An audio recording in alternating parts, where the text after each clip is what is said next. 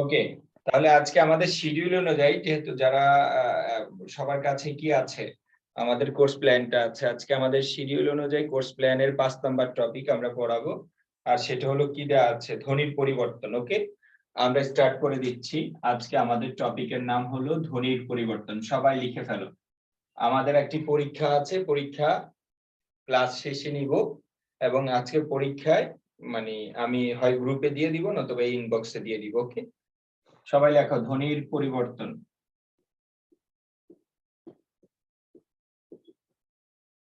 টপিকটা একটু খুব গুরুত্ব সহকারে দেখতে হবে। হ্যাঁ, রেকর্ড ক্লাস করলে পড়া কি দিয়েছি এটা অনেক ক্ষেত্রে বোঝা যায়, তবে ক্লাস একদম মিস করলে বোঝা যাবে না। ওকে, আজকের পর থেকে ওইভাবে আমি গ্রুপেও তাহলে পড়াটাও জানিয়ে দিব, কিন্তু এটা জানিয়ে দিলে প্রবলেমটা হয়ে যায়, ক্লাসে ঢুকতে চায় না স্টুডেন্ট। ওকে, তাহলে ধ্বনির পরিবর্তন মনে রাখবা, আমাদের এটা ব্যাকরণের, তোমরা তো যারা ফার্স্ট ক্লাস করেছো তারা জানো ব্যাকরণের কোন বিষয়টা কোন তত্ত্ব আলোচিত হয়। আমাদের ব্যাকরণের আলোচ্য বিষয় হলো 4টি। এই ধ্বনির পরিবর্তন আলোচিত হয় কোথায় বলো? ধ্বনি তত্ত্বে, যেহেতু এটা নামের সাথে ধ্বনি তত্ত্বের মিল আছে, তাহলে সবাই লিখে ফেলো ধ্বনি তত্ত্বে আলোচিত হয়।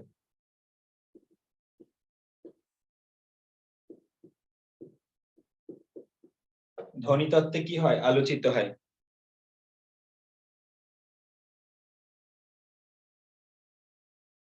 ওকে, সবাই একটু একসাথে আসলে পরে প্রবলেম হয়ে যায় অ্যাড করতে করতে। তাহলে ধ্বনি তত্ত্ব আলোচিত হয়। তারপরের লাইন লিখবা, ধ্বনির পরিবর্তন মানে আওয়াজের পরিবর্তন, কিন্তু অর্থের পরিবর্তন না। এই টপিকটা খুব বেশি গুরুত্বপূর্ণ এবং এই টপিকটা ঝামেলা লেগে যাওয়ার পসিবিলিটি আছে।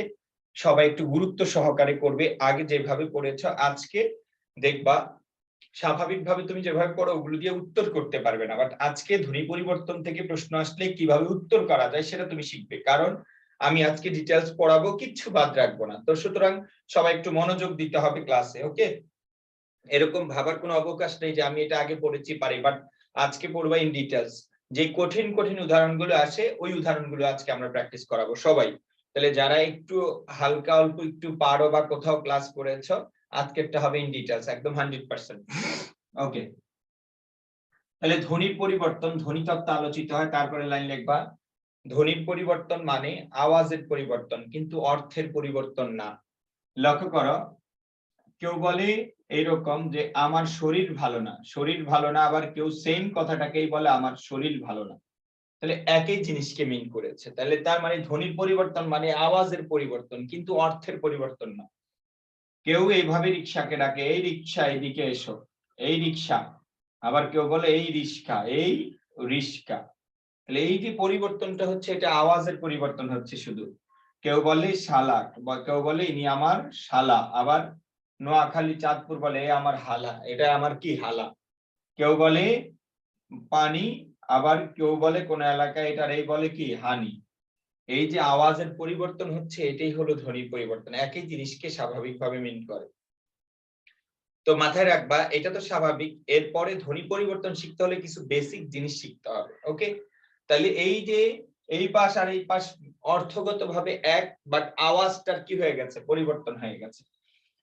তো তোমাকে একটা জিনিস বুঝতে হবে, সেটা হলো এই যে ধ্বনি পরিবর্তন শিখতে হলে এই জিনিসটা শিখতে হবে। এটা হলো ক, এটা এক ধরনের ক, আর এটা হলো ক, কয় নিচে হসন্ত, এটা আরেক ধরনের ক। দুইটা বর্ণ এখানে দুই রকম। মনে রাখবা, শুধু কয়ের নিচে যদি কি থাকে, কয়ের নিচে যদি হসন্ত থাকে এই কটা একরকম, আর কয়ের নিচে যদি হসন্ত না থাকে এটা। এটা শুধু কয়ের ক্ষেত্রে না, যে কোনো বর্ণের ক্ষেত্রে, যে কোনো বর্ণের ক্ষেত্রে। তাহলে কি বুঝতে পেরেছ? এই ক মানে শুধু হসন্ত ছাড়া কয়ের মানে হলো এটার সাথে আরেকটা অ আছে, এটার সাথে একটা অ আছে, যেমন ক যোগ অ। আর যদি বলো হসন্ত যুক্ত ক, দ্যাট মিনস এটার সাথে কোনো অ নেই, এটার সাথে কোনো অ নেই। নট অনলি দ্যাট, শুধু অ বলা যাবে না, আরেকটা জিনিস তোমাকে শিখতে হবে। এই যে বয়রসিকার, এইটা কোনোভাবেই বলা যাবে না রস্বই আগে এইভাবে বলা যাবে না রস্বই যোগ ব, এটা ভুল। এই বয়রসিকার মানে হলো ব যোগ রস্বই, ব যোগ রস্বই। তাহলে বয়ের নিচে হসন্ত দিতে হবে, কারণ এই ব থেকে স্বরচিহ্ন আলাদা করেছি। তাহলে তোমাকে একটা জিনিস জানতে হবে, কোন বর্ণের নিচে হর্ষন্তের মানে হলো ওই বর্ণের সাথে কোনো স্বরচিহ্ন নেই, আর কোন বর্ণের নিচে হর্ষন্ত নাই বুঝতে হবে। যে কোনো ব্যঞ্জন বর্ণের সাথে হর্ষন্ত না থাকার মানে হলো এটার সাথে একটা অ আছে। তাহলে আমরা এই কথাগুলি গুছিয়ে লিখবো। বাম পাশে স্টার দিয়ে লেখো, স্টার লিখবা প্রতিটি ব্যঞ্জন বর্ণের সাথে একটি স্বরচিহ্ন থাকে সেটি অ। প্রতিটি ব্যঞ্জন বর্ণের সাথে একটি স্বরচিহ্ন থাকে সেটি অ। সবাই লিখে ফেলো, প্রতিটি ব্যঞ্জন বর্ণের সাথে একটি স্বরচিহ্ন থাকে সেটি কি অ। প্রতিটি ব্যঞ্জন বর্ণের সাথে একটি স্বরচিহ্ন থাকে সেটি অ। প্রতিটি ব্যঞ্জন বর্ণের সাথে একটি স্বরচিহ্ন থাকে সেটি অ। সেটি কি অ। তারপরের লাইন স্টার দিয়ে লিখবা। তাহলে প্রথম লাইন লিখলাম প্রতিটি ব্যঞ্জন বর্ণের সাথে একটি স্বরচিহ্ন থাকে সেটি অ। তারপরের লাইন লিখবা এখন এই যে বলি ক, তাহলে ক এর সাথে কি আছে, যেমন ক যোগ অ, ক এর নিচে হর্ষন্ত দিতে হবে। ওকে, এবার আসো স্টার দিয়ে লিখবা ব্যঞ্জন বর্ণ থেকে স্বরচিহ্ন আলাদা করলে ওই ব্যঞ্জনের নিচে হর্ষন্ত দিতে হয়। সবাই, ব্যঞ্জন বর্ণ থেকে স্বরচিহ্ন আলাদা করলে ওই ব্যঞ্জনের নিচে হর্ষন্ত চিহ্ন দিতে হয়। ব্যঞ্জন বর্ণ থেকে স্বরচিহ্ন আলাদা করলে ওই ব্যঞ্জনের নিচে কি দিতে হয়, হর্ষন্ত চিহ্ন দিতে হয়। যেমন আমি যদি বলি ব্যঞ্জন বর্ণ থেকে স্বরচিহ্ন আলাদা করলে ওই ব্যঞ্জনের নিচে হর্ষন্ত চিহ্ন দিতে হয়। সবাই লেখো, যেমন আমি যদি বলি খ, এইটা স্বরচিহ্নটা আলাদা করলাম, খ যোগ অ, এটার সাথে একটা অ ছিল, এইটার থেকে অ আলাদা করেছি, হর্ষন্তের মানি হলো এটার সাথে এখন আর স্বরচিহ্ন নেই। আমি যদি বলি বি, তাহলে এটা হবে কি ব যোগ রস্বই। ওকে, বয়ের নিচে হর্ষন্ত দিতে হবে। আমি যদি বলি রাতি, তোমরা এখন একটু বিশ্লেষণ করো, আমরা যদি বলি রাতি, এই বর্ণটা এই ত আগে না রস্বই আগে, এটা এখন তুমি বুঝতে পারবে। উচ্চারণ করো রাত ই, রাত ই, ত এর পরে ই। তাহলে এখানে প্রথমে আছে একটা র, তারপরে র এর সাথে একটা আকার আছে, তারপরে ত আছে, রাত ই। কোন ব্যঞ্জন বর্ণের সাথে স্বরচিহ্ন সবসময় পরে থাকে, যেমন রাত ই, তাহলে ত আছে, তারপরে ই আছে। শুধু তাই নয়, তোমরা এই র থেকে আ আলাদা করেছে, এই জন্য র এর নিচে হর্ষন্ত। কোন ব্যঞ্জন থেকে স্বরচিহ্ন আলাদা করলে ওই ব্যঞ্জনের নিচে হর্ষন্ত দিতে হয়।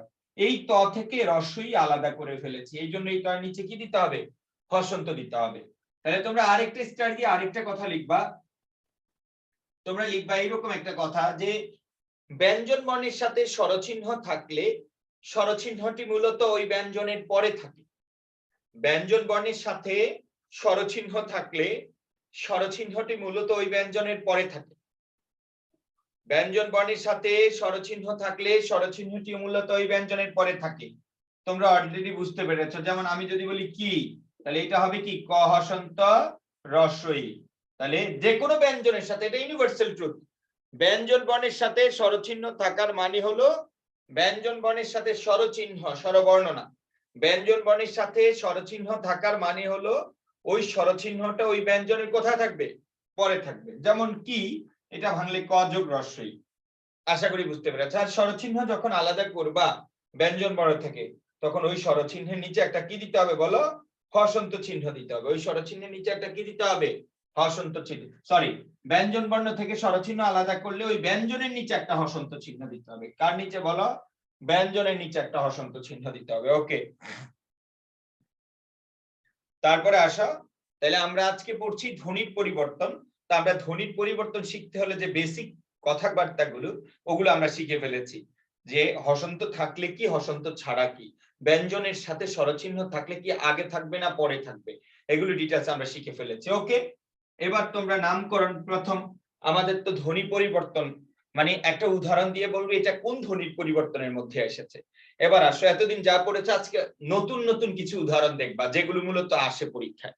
নতুন নতুন উদাহরণগুলো দেখবা যেগুলো মূলত কি পরীক্ষা আসে। আজকে সবাই ভদ্র হয়ে গেছে, দেখেছো, আজকে সবাই ক্লাসে আসতেছে। বাট এই মানুষগুলোই হুটহাট করে, যদি ইউসিসির ক্লাস থাকে, পরীক্ষা থাকলে ওই দিনটা একদম নাজেহাল অবস্থা হয়ে যায়। ওকে, আজকে কত মানুষ চলে আসতেছে। ওকে, ধ্বনির পরিবর্তন, কার পরিবর্তন বলো, ধ্বনির পরিবর্তন। তা আমরা এতক্ষণ বেসিক জিনিসগুলো পড়লাম। এবার লিখবা এই ধ্বনির পরিবর্তনের প্রথমটা হলো স্বরাগম। ধ্বনি পরিবর্তনের ভেতরে কিছু প্রকার আছে, এটা এক নাম্বারটা হলো স্বরাগম। এই তোমরা এটা যদি দেখো, এটা যদি আমরা এভাবে স্বর প্লাস আগম, স্বর প্লাস আগম। তোমরা যারা আমার কাছে, আমি তো প্রাইভেটে এখনো কি পড়াই নাই, এই যে সন্ধি পড়াই নাই, তাহলে আমরা কোচিং এ পড়িয়ে ফেলেছি অনেক ব্যাচই। তাহলে স্বর প্লাস আগম, এই র এর পর একটা সাথে একটা অ আছে, পরে একটা আ আছে, তোমরা এটা জানো, অকার এবং আকার মিলে আকার হয়। তাহলে স্বর প্লাস আগম মিলে কি হয়েছে? স্বরাগম। মানে হলো এই স্বর মানে স্বরধ্বনি, আর আগম মানে আসবে। তাহলে এখানে লিখবা স্বরধ্বনির নতুন আগমন। সবাই লিখে ফেলো, স্বরধ্বনির নতুন আগমন, স্বরধ্বনির নতুন আগমন। মনে রাখবা, কোন শব্দে যদি নতুন কোন স্বরধ্বনি আসে তার নাম স্বরাগম হবে। যেহেতু এখানে মানে একটু দুর্বল স্টুডেন্টও আছো, ভালো বুঝো তারাও আছো, এই জন্য আমি বেসিকটাও আবার পড়াচ্ছি এবং এরপরে অ্যাডভান্সটা একদম ইন ডিটেলসে পড়িয়ে দিব। ওকে, এখনই সব ধরনের উদাহরণ চলে আসবে। তাহলে স্বরাগম মানে স্বরধ্বনির নতুন আগমন। স্বরাগম মানে কি? স্বরধ্বনির নতুন আগমন। একটা শব্দে যদি নতুন কোন, আগে যা ছিল পরে যদি দেখো নতুন কোন স্বরচিহ্ন আসে, নতুন কোন কি আসে? স্বরচিহ্ন আসে বা স্বর বর্ণ আসে, বুঝবা যে এটা স্বরাগম হয়েছে। তা আমরা তো ছোটবেলায় সব জায়গায় শুধু এই উদাহরণগুলোই দেখি। লক্ষ্য করো, আমরা যদি বলি রাত থেকে রায়, রাত থেকে কি? রায়, এই শব্দ থেকে এই শব্দে এসেছে, তাহলে এখানে একটা নতুন রস্বইকার এসেছে। আমরা জানি স্বরাগম তিন ধরনের হয়, লিখতে হবে না। শব্দের শুরুতে যদি স্বরচিহ্ন আসে এটার নাম আদি স্বরাগম, শব্দের শেষে যদি স্বরচিহ্ন বা বর্ণ আসে এটার নাম অন্ত স্বরাগম, আর মাঝে আসলে মধ্য স্বরাগম। তো এবার এখানের তুলনায় এখানে মাঝে আসছে, এটার নাম হলো মধ্য স্বরাগম। আমরা যেগুলো সহজ সেগুলো নিয়ে বেশি আলোচনা করব না। আমরা যদি বলি এইরকম একটা উদাহরণ, যে স্কুল, স্কুল থেকে স্কুল, স্কুল থেকে কি বলো?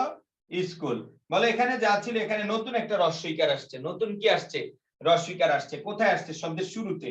আর শুরুতে আসলে নতুন আসলে স্বরাগম, আর শুরুতে আসলে আদি স্বরাগম। শুরুতে আসলে কি বলো? আদি স্বরাগম। তারপরে আমরা যদি এরকম বলি যে দিশ, বোঝার চেষ্টা করো, দিশ, দিশ থেকে বললাম দিশা, দিশ থেকে বললাম কি? দিশা। এই যে তালব্যস্যের নিচে হসন্ত, এর মানে হলো এটার সাথে কোনো স্বরচিহ্ন নেই, কিন্তু দিশা, দিশা, এই শেষে কি আছে? আ আছে। বলো, শেষে কি আছে? আ আছে। তাহলে প্রথমে কোনো স্বরচিহ্ন নাই, বাট শেষে একটা কি আছে? বলো, আ আছে। এর মানে হলো এটা অন্তঃস্বরাগম। কি স্বরাগম? অন্তঃস্বরাগম। তাহলে এটা তো একদম সিম্পল, এটা সবাই বুঝবা। যারা একান্তই বুঝো না, একদম নতুন কোনো কোচিং এ ভর্তি নাই, তাদের জন্য এইটুকু আমি বুঝালাম যে একটা শব্দে যদি নতুন স্বরচিহ্ন আসে তার নাম স্বরাগম হয়। শব্দের শুরুতে আসলে আদি স্বরাগম হয়, মাঝে আসলে মধ্য স্বরাগম, শেষে আসলে অন্তঃস্বরাগম। বলো, শেষে আসলে কি? অন্তঃস্বরাগম। তাহলে আমরা একটা শব্দকে একাধিক স্টাইলে পরিবর্তন করতে পারি। এবার বললাম রাত থেকে রায়, আর এবার তোমরা নিচে নিচে লেখো, রাত থেকে বললাম রাতি, রাত থেকে রাতি। তোমরা যদি একটু ভালোভাবে চিন্তা করে দেখবা, রাত, রাত ই, রাত ই। আমরা একটু আগে বলে দিয়েছিলাম, লিখে দিয়েছিলাম, ব্যঞ্জন বর্ণের সাথে স্বরচিহ্ন সবসময় পরে উচ্চারিত হয়। কোথায় উচ্চারিত হয়? পরে। তাহলে এই তয়ের পরে রস্বইটা উচ্চারিত হচ্ছে। বলো, এখানে রাত ছিল আর রাত ই, ইটা পরে, তার মানে এটা একটা অন্তঃস্বরাগম। কি স্বরাগম? বলো, অন্তঃস্বরাগম। এটা তো একদম বেসিক, এগুলো তোমরা একদম সহজেই বুঝতে পারবে। তাহলে এটা একটা কি হয়েছে? বলো, অন্তঃস্বরাগম হয়েছে। এবার আসো, আমরা যদি বলি এইরকম যে স্বপ্ন, স্বপ্ন থেকে স্বপন, স্বপ্ন থেকে কি? বলো, স্বপ্ন থেকে স্বপন। সবাই একটু মনোযোগ দাও। তোমাকে শুধু যদি পরীক্ষায় এরকম আসতে পারে যে স্বপন কোন ধ্বনি পরিবর্তনের মধ্যে পড়েছে, তোমাকে ডেফিনেটলি বলতে হবে মধ্য স্বরাগম। তোমাকে বলবে এইরকম যে ধৈর্য, ধৈর্য কই থেকে আসছে, তোমাকে বলতে হবে মধ্য স্বরাগম। তোমাকে আমরা, তোমাকে যদি বলে এরকম যে ধরম, ধরম কোন ধ্বনি পরিবর্তন, তোমাকে বলতে হবে মধ্য স্বরাগম। কারণ কি জানো? এগুলো অতীতটা জানতে হবে, এগুলি স্টার্টিংটা জানতে হবে। যেমন এত কিছু পড়বা, আবার পরীক্ষা আসছে ধরম কোন ধ্বনি পরিবর্তন। কেন ভাই, তুমি তো এই স্টাইলে পড়োই না যে শুধু একটা দিয়েও ধ্বনি পরিবর্তন হয়। ইয়েস, একটা দিয়েও ধ্বনি পরিবর্তন হয়, সেটা তোমাকে শিখতে হবে। এই জন্য বলেছি এতদিন যা শিখেছো, যে স্টাইলে শিখেছো, ওই স্টাইল শিখলে তুমি উত্তর দিতে পারবে না, কারণ তোমার পরীক্ষা আসবে শুধু একটা ওয়ার্ড দিয়ে, এটা কোন ধ্বনি পরিবর্তন। এই যে বলতো পরীক্ষা আসলো স্বপন, তাহলে এটার আগেরটা জানতে হবে। যদি স্বপ্ন স্বপন আসে তাহলে বলতে হবে, বুঝতে হবে এটা আসছে কই থেকে, স্বপ্ন থেকে। এই বলতো স্বপ্ন, স্বপ্ন, এই পয়ের সাথে কোনো উচ্চারিত হয় না। স্বপ্ন স্বপ্ন মনে রাখবা, যেখানে মুখ আটকে যায়, যেখানে স্টপ হয়ে যায়, সেখানে হসন্তের মতো হয়। তাহলে এবার আসো, এবার আর টানা, এখানে টানা যায় না, স্বপন, এটা টানা বলা যাচ্ছে না, স্বপন বলতে হয় স্বপ্ন। আর এখানে বলা যায় স্বপন স্বপন, এখানে একটা অ আসছে, কি আসছে, অ আসছে, তাহলে এটা একটা মধ্য স্বরাগম। কি স্বরাগম বলো, মধ্য স্বরাগম। অনুরূপ ভাবে যদি বলতাম ধর্ম থেকে ধরম, বলো ধর্ম থেকে কি ধরম, এই রেপের সাথে, রেপ মানি র, সারা জীবন মনে রাখবা, রেপ রফলা ইকুয়াল টু র, তাহলে এগুলোর মূল বর্ণ হলো র, বলো এগুলোর মূল বর্ণ কি, র। এই যে ধর্ম থেকে ধরম, ধর্ম থেকে ধরম, লক্ষ্য করো, তাহলে এই যে ধর্ম থেকে কি আসলো, ধরম আসলো, এখানে মাঝখানে একটা অ আসছে। হ্যালো,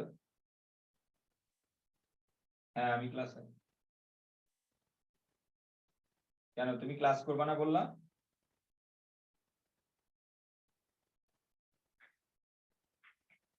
ও আচ্ছা, আমি ক্লাসে। তাহলে ধর্ম থেকে কি ধরম, ধর্ম থেকে ধরম, এই বোঝার চেষ্টা করো, এখানে যে একটা র উচ্চারিত হচ্ছে এটার সাথে অ নেই, বাট এই র এর সাথে একটা কি আছে, অ আছে।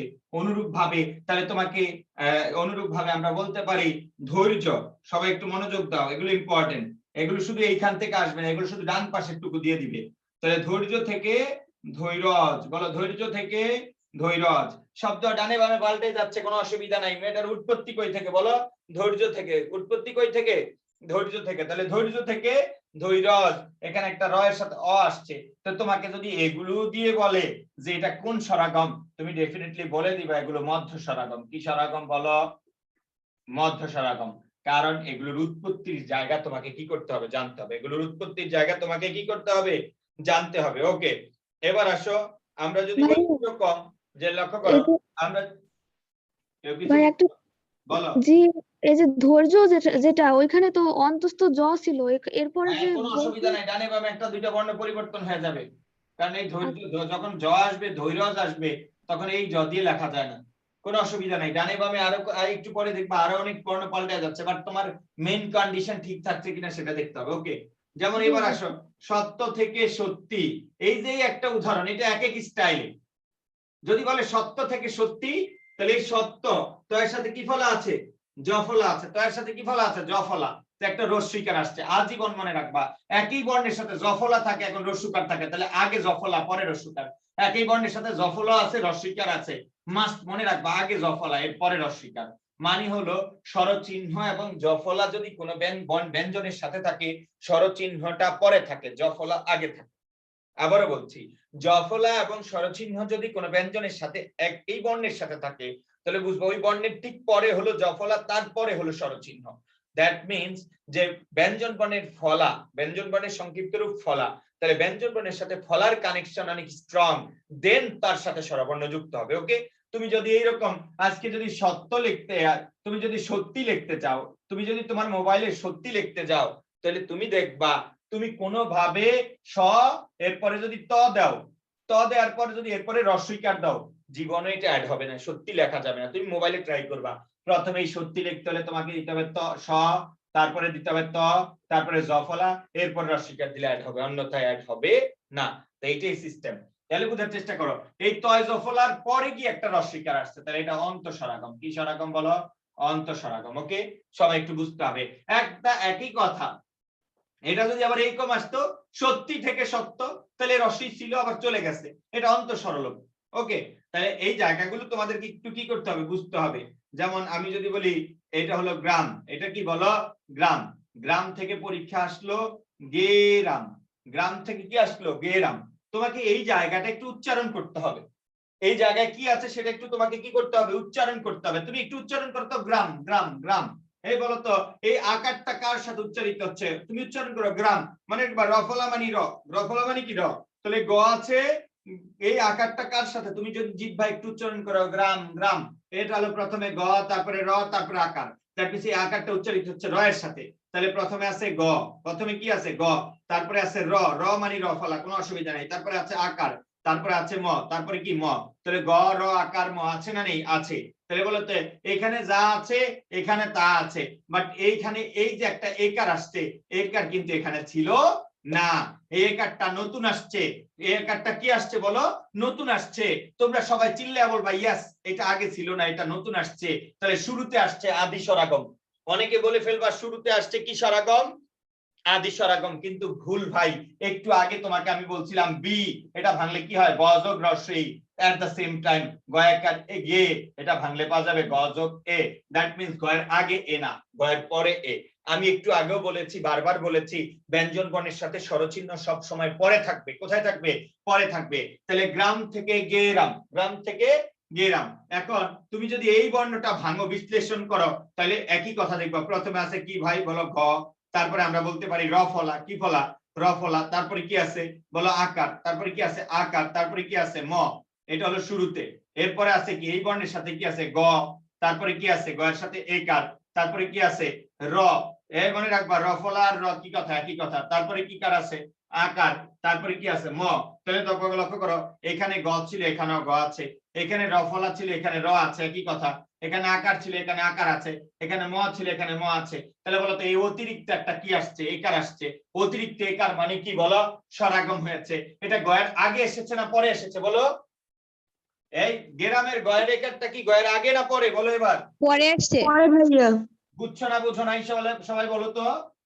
বুঝতে পেরেছি ভাইয়া। তাহলে এটা আজকে বলবো, এটা আজকে বলবো এটা মধ্য স্বরাগম, কিন্তু 2 দিন পরে আবার এটা আদি স্বরাগম হয়ে যাবে। আমি তো বললাম আজকে বলছে এটা মধ্য স্বরাগম, বাট 3 দিন পরে দেখবে এটা, তখন পরীক্ষা হলে বলবা ওয়াও এটা তো শুরুতে আসছে, তো এটা অবশ্যই আদি স্বরাগম। ভাইয়া মনে হয় ভুল বলছিল, ভাইয়া তো মাঝে মধ্যে ভুল পড়ায়, তাহলে এটা মনে হয় ভুল পড়াইছে। এভাবে মিলাবা যে ভাইয়া তো ভুল বলতেই পারে, তাহলে এটা আদি স্বরাগম। এভাবে মিলে এটাকে কি বলে দিবা? আদি স্বরাগম বলে দিবা। ওকে, তারপরে আসো লক্ষ্য করো, আমরা যদি বলি এইরকম একটা শব্দ যে প্রীতি, আমরা যদি বলি কি প্রীতি, লক্ষ্য করো এই যে একটা শব্দ আছে প্রীতি, প্রীতি থেকে আমরা বললাম প্রীতি। একদম একটু বুঝে বুঝে পড়বা ভাই, যারা ভাবো একদিন একটু পড়লে সব একদম ক্লিয়ার, একদম ভুল কথা। এগুলো অনেক কঠিন জিনিস আসবে পরীক্ষার হলে, এত সহজে কেউ বুঝাইয়া দিবে না যে এটা ধ্বনি পরিবর্তন থেকে আসছে, এটা এইভাবে এভাবে এভাবে এভাবে হয়েছে। বাট পরীক্ষার হলে অনেক কঠিন, একটা দুইটা প্রশ্ন না পারলে এগুলোই পারতে পারা কষ্ট হয়ে যাবে। এবার আসো তো, তুমি উচ্চারণ করবা প্রীতি। এই যে দীর্ঘ ইকারটা তুমি যদি একটু ভালোভাবে উচ্চারণ করে দেখো, এই দীর্ঘ ইকার উচ্চারণ হচ্ছে প এর সাথে না, র এর সাথে। প্রীতি, প্রীতি।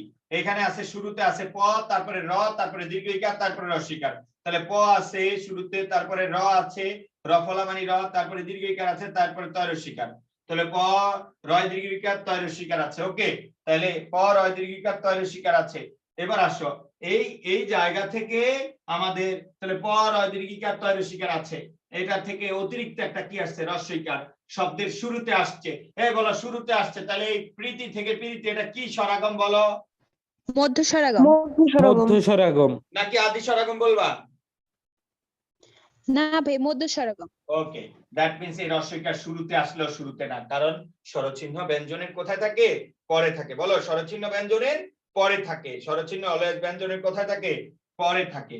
ওকে, আমরা যদি বলি ব্রু, ব্রু থেকে বুরু, ব্রু থেকে কি? বুরু। তোমরা যদি একটু ইম্পর্টেন্ট মানে বিষয়গুলো যদি একটু বুঝে বুঝে পড়ো, তাহলে এগুলো আর কিছু বুঝার নাই, পরে আর বুঝার নাই, বাট এখন একটু ভালোভাবে বুঝতে হবে, প্রত্যেকটা স্টেপ তোমাকে বুঝতে হবে। এই লক্ষ্য করে, এখানে ভ্রু ভ্রু ভ্রু, তুমি উচ্চারণ করো, এখানে আছে ভ্রু, ব আছে, র আছে, ভ্রু ভ্রু, তারপরে রস্যু আছে, এরকম না? তাহলে ব আছে, র আছে, রস্যুকার আছে। তাহলে এখানে আছে, আমরা শুরুতে কি বলবো? ভ, তারপরে কি বলো? র ফলা মানে র, তারপরে কি? রস্যুকার। ওকে, রস্যুকার। তারপরে পরে আছে কি? পরে আছে ভ আছে, ভয়ের সাথে একটা রস্যুকার আছে, তারপরে র আছে, র এর সাথে রস্যকার। এই বলতো প্রথম ব ঠিক আছে, পরের র ঠিক আছে, পরের রস্যকার ঠিক আছে, অতিরিক্ত একটা রস্যকার চলে আসছে, অতিরিক্ত আসছে, এটার নাম কি? স্বরাগম। এই এটা কি ভয়ের আগে আসছে না পরে আসছে বলো তো? পরে আসছে। পরে পরে। তাহলে এটার নাম কি স্বরাগম বলো? এটার নাম হলো মধ্য স্বরাগম কি স্বরাগম? এটার নাম হলো মধ্য স্বরাগম। কোনো অসুবিধা নাই। আজকে যতগুলো কঠিন যেগুলো আসছে অতীতে পরীক্ষায়, সবগুলো আমরা কি করে দিব? ক্লিয়ার করে দিব। তারপরে আসো, আমরা যদি বলি এইরকম যে শ্লোক, শ্লোক, লক্ষ্য করো, তোমরা যদি উচ্চারণ করো, এই যে তালা বসা আছে, ল আছে, এটার সাথে একটা ওকার আছে, কি কার আছে? ওকার।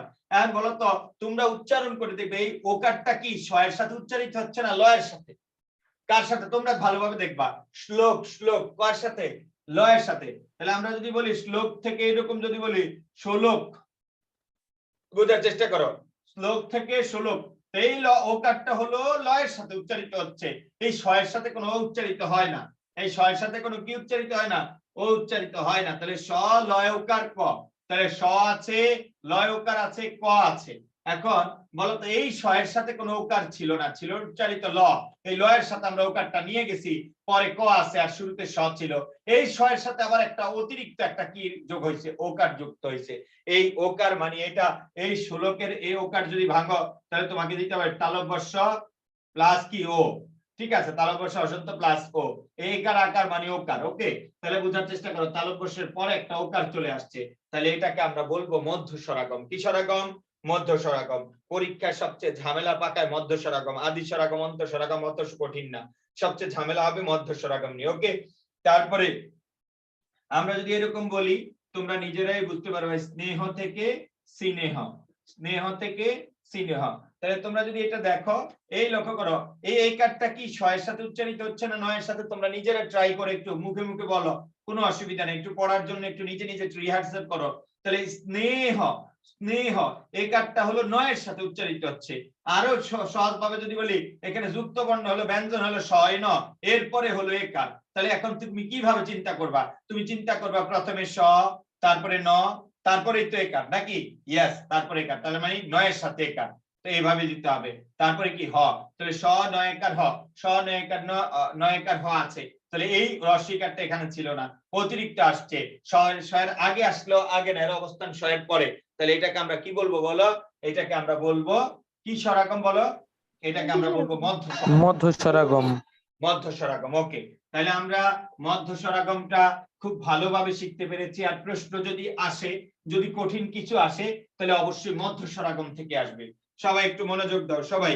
ওকে, তাহলে এবার আসো, নোট দিয়ে লিখবা, নোট দিয়ে লিখবা, মনে রাখবা, এই আমি পড়াইছি তোমাদেরকে মধ্য স্বরাগম, তাহলে এই মধ্য স্বরাগম না এসে যদি বলে নিচের কোনটি স্বরভক্তির উদাহরণ, কোনটি বিপ্রকর্ষের উদাহরণ, তখন কিন্তু ঝামেলা হয়ে যাবে। তাহলে লিখবা মধ্য স্বরাগমের অপর নাম, মধ্য স্বরাগমের অপর নাম, মধ্য স্বরাগমের অপর নাম, মধ্য স্বরাগমের অপর নাম হলো স্বরভক্তি, স্বরভক্তি, অথবা অথবা লিখবা বিপ্রকর্ষ, বিপ্রকর্ষ।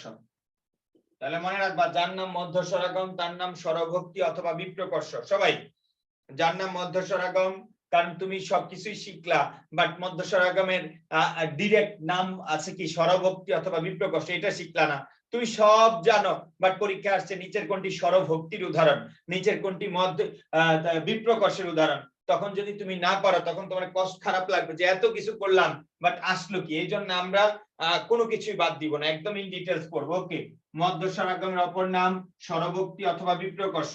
এবার সবাই স্টার দিয়ে লিখবা স্বরলোপ। মনে রাখবা, স্বরাগমের অপর নাম হলো স্বরলোপ। স্বরাগম মানে স্বরধ্বনি আসছে, আর স্বরলোপ মানে স্বরধ্বনি চলে যাবে। সবাই লিখে ফেলো স্বরলোপ, সবাই লেখো স্বরলোপ। স্বরলোপ দিয়ে লিখবা স্বরধ্বনি লোপ পাবে, স্বরধ্বনি কি পাবে, লোপ পাবে, স্বরধ্বনি চলে যাবে, স্বরধ্বনি লোপ পাবে অথবা স্বরধ্বনি কি করবে, চলে যাবে। আজকে সবগুলো টপিক সিকোয়েন্স অনুযায়ী সবগুলো ব্যতিক্রম আলোচনা এখানে থাকবে। ওকে, স্বরলোপ মানে স্বরধ্বনি চলে যাবে, মনে রাখবে এটাও তিন প্রকার, শব্দের শুরু থেকে গেলে আদি স্বরলোপ, মাঝখান থেকে মধ্য স্বরলোপ, শেষ থেকে গেলে অন্ত স্বরলোপ, শেষ থেকে গেলে কি অন্ত স্বরলোপ। লক্ষ্য করো, আগের উদাহরণগুলো যদি আমরা এইভাবে উল্টো ভাবে লিখে দেই, আগে ছিল স্কুল থেকে স্কুল, আর এইভাবে যদি আমরা বলি স্কুল থেকে স্কুল, জাস্ট আগের উদাহরণটাই উল্টা করে দিছি। মনে রাখবা, প্রত্যেকটা স্বরগম উল্টো করে লিখলে স্বরলোপ হবে, প্রত্যেকটা স্বরগম, ডান পাশে নোট দিয়ে রাখো, সাইড নোট লেখো, প্রতিটি স্বরগম উল্টো করে লিখলে স্বরলোপ হবে। ডান পাশে সাইড নোট দিয়ে লিখে রাখো, প্রতিটি স্বরগম উল্টো করে লিখলে স্বরলোপ হবে, প্রতিটি স্বরগম উল্টো করে লিখলে কি হবে, স্বরলোপ হবে। আর মজার বিষয় হলো, যেটা আদি স্বরাগম ছিল ওটা উল্টো করে লিখলে আদি স্বরলোপ হবে, যেটা মধ্য স্বরাগম ছিল ওটাকে উল্টো করে লিখলে মধ্য স্বরলোপ হবে, যেটা অন্ত স্বরাগম ছিল ওটাকে উল্টো করে লিখলে কি হবে বলো, অন্ত স্বরলোপ হবে। ওকে, তাহলে স্কুল থেকে স্কুল, এটা হলো শুরু থেকে গেছে, এটার নাম হলো আদি স্বরলোপ। কি স্বরলোপ, আদি সরলভ। আমরা যদি বলি এইরকম সত্যি, একটু আগে মনে আছে সত্যি, তয় ফলার পর একটা ই আছে, সত্যি থেকে সত্য। এবার আবার কি হয়ে গেছে, আগে ছিল সত্য থেকে সত্যি অন্ত স্বরাগম, এবার হয়েছে সত্যি, তয়ের শেষে রস্বীকার ছিল, এবার রস্বীকারটা চলে গেছে, তাহলে সত্যি থেকে সত্য। এবার আবার কি বলো, সরি, এবার হলো অন্ত সরলভ। কি সরলভ, অন্ত সরলভ। ওকে, তারপরে আমরা যদি এরকম বলি যে, লক্ষ্য করো, আমরা যদি এরকম বলি যে, আমরা ওই কথাগুলিকে বললাম ধরম থেকে ধর্ম, ধরম থেকে ধর্ম। এই বলতো, এই ওই জায়গাগুলো ধর্ম, এটা মধ্য স্বরাগম ছিল, এবার এই রয়ের সাথে একটা অ আছে, রয়ের অটা চলে গিয়ে রেপ হয়ে গেছে, তাহলে ধর্ম থেকে ধরম থেকে ধর্ম, এটা হলো মধ্য সরলভ।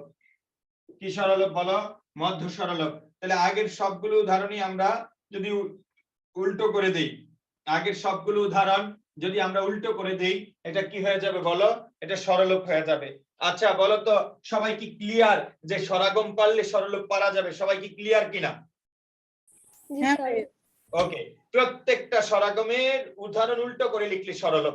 আর সহজ ভাবে বলছি, যদি আদি স্বরাগম থাকে ওটা উল্টাইলে আদি সরলভ হবে, মধ্য স্বরাগম হইলে উল্টাইলে মধ্য সরলভ হবে, অন্ত স্বরাগমটা উল্টো করলে অন্ত সরলভ হবে, অন্ত স্বরাগম উল্টো করলে অন্ত সরলভ হবে। এই জন্য স্বরাগম আর মানে বেশি করে শেখার কিছু নাই। ওকে, স্বরাগম আর বেশি করে শেখার নাই। ওকে, এই স্বরাগমের সরলভ, সরি, সরলভ আর আলাদা করে শেখার কিছু নাই।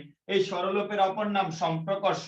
পরীক্ষা কখনো আসবে না এখন আর নিচের কোনটি সরলভের উদাহরণ, পরীক্ষা আসবে নিচের কোনটি সম্প্রকর্ষের উদাহরণ। পরীক্ষা আসবে কি বলো, নিচের কোনটি সম্প্রকর্ষের উদাহরণ। ওকে, তারপরে তাহলে আমরা যদি এরকম ওই জায়গাগুলোতে এইভাবেই লিখি, বলো তো, আমরা যদি এইভাবে লিখি গেরাম, গেরাম থেকে গ্রাম, লক্ষ্য করো, গ্রাম থেকে গ্রাম, তাহলে এটা হলো আদি সরলভ। কি সরলভ বলো, আদি সরলভ। আগের গুলো জাস্ট উল্টো করে লিখলেই সরলভ হয়ে যাবে। তাহলে সরলভের অপর নাম সম্প্রকর্ষ, মনে রাখবা। মধ্য স্বরাগমের অপর নাম বিপ্রকর্ষ, সরলভের অপর নাম সম্প্রকর্ষ। এই জায়গাগুলো তোমাকে কি রাখতে হবে, ক্লিয়ার রাখতে হবে। এবার আসো স্টার, স্টার দিয়ে লিখবা ওপি নিহিতি, মোস্ট ইম্পর্টেন্ট, পরীক্ষা আসার মতো একটা উদাহরণ, মানে একটা হেডিং, ওপি নিহিতি। ওপি নিহিতি একটু পাল্টাইলে উদাহরণ পাল্টে যায়। ওপি নিহিতি, এই ওপি মানে পূর্বে, বলো ওপি মানে কি, পূর্বে, আর নিহিতি মানে নিহিত, তাহলে ওপি মানে পূর্বে। তাহলে এখানে এই কথাগুলোর সাথে ওপি নিহিতি প্রত্যেকটাই রস্বীকার। এই টপিকের নামের সাথে একটা কথা আছে, ওপি মানে পূর্বে, মানে পূর্বে থাকে, কি থাকে সেটা আমরা দেখব। সবাই লিখে ফেলো, সবাই লেখো, রস্বই অথবা রস্ব যে বর্ণের পরে থাকে, যে বর্ণের পরে থাকে ওই বর্ণের রস্বই অথবা রস্ব যে বর্ণের পরে থাকে ওই বর্ণের আগে উচ্চারিত হলে, ওই বর্ণের কি উচ্চারিত হলে, আগে উচ্চারিত হলে। মনে রাখবা, তাহলে অপিনিহিতি অলওয়েজ রস্বই আর রস্ব নিয়ে কাজ করে। মনে রাখবা, রস্বই অথবা রস্ব একটা বর্ণের পরে উচ্চারিত হয়েছে, ওই বর্ণের আগে নিয়ে আসলে, যে বর্ণের পরে উচ্চারিত পরে থাকে, বা যে বর্ণের পরে উ থাকে না বলে যদি আমরা লিখি একটু উচ্চারিত হয়, উচ্চারিত হয় ওই বর্ণের আচ্ছা, যে বর্ণের পরে থাকে ওই বর্ণের আগে উচ্চারিত হলে, কথাটা একটু চেঞ্জ হয়ে গেছে। রস্বই অথবা রস্ব যে বর্ণের পরে উচ্চারিত হয় ওই বর্ণের আগে আসলে, ওই বর্ণের আগে আসলে, একটু ঠিক করে লেখো, মানে এই কথাটা ওই জায়গায় লেখো। রস্বই অথবা রস্ব যে বর্ণের পরে উচ্চারিত হয়, উচ্চারিত হয়, তাহলে ঝামেলা হয়ে যাবে, ওই বর্ণের আগে আসলে, ওই বর্ণের আগে আসলে। তাহলে রস্বই অথবা রস্ব যে বর্ণের পরে উচ্চারিত হয় ওই বর্ণের আগে আসলে, একটা বর্ণের পরে আছে রস্বই অথবা রস্ব, ওই বর্ণের আগে নিয়ে আসবো। যেমন তোমরা নিজেরাই পারবে, যেমন রাতি, রাত ই, রাত ই, তয়ের পরে ই, এখানে আর নতুন আসবে না, এখানে আগেই থাকবে। সবাই একটু মনোযোগ দাও, এখানে আর কি আসবে না, নতুন আসবে না, এখানে আগেই থাকবে। তাহলে রাতি থেকে আমরা বলতে পারি রাইট, বলো রাতি থেকে কি বলতে পারি, রাইট, রাতি থেকে রাইট। এখন লক্ষ্য করো, এই যে রাতি থেকে রাইট, এই রস্বইকারটা কিন্তু নতুন আসে না, বলো তো। নেটওয়ার্ক প্রবলেম দেখা দিচ্ছে, কিছু করার নাই, কি করব, দুপুরবেলা যদি নেটওয়ার্ক প্রবলেম দেয়, এখন থেকে আগে থেকে বলে দেয়, বলছি যে রেকর্ড ক্লাস দিব না, এই জন্য খুব আগে থেকে মেসেজ দিচ্ছে, ভাইয়া প্রবলেম হচ্ছে, ওকে, এখন প্রবলেম না হইলেও যদি বলে কি করার। ওকে, রাতি থেকে রাইত, রাতি থেকে রাইত, এই রস্বইকারটা তয়ের পরে ছিল, এবার আগে আসছে। অনুরূপ ভাবে আমরা যদি বলি সাধু, সাধু থেকে সাউদ, তোমরা উচ্চারণ করো সাধু, ধয়ের পরে রস্বই, এবার ধয়ের আগে আসছে।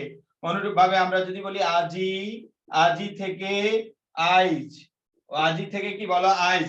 অনুরূপ ভাবে আমরা যদি বলি সত্যি, এটা ইম্পর্টেন্ট, এই বলো আমি, এটা ইম্পর্টেন্ট, যদি বলি সত্যি, এই লক্ষ্য করে এই এক সত্যি থেকে সরাগম হয়, সরলোপ হয়, আবার অপিনিহিতি হবে।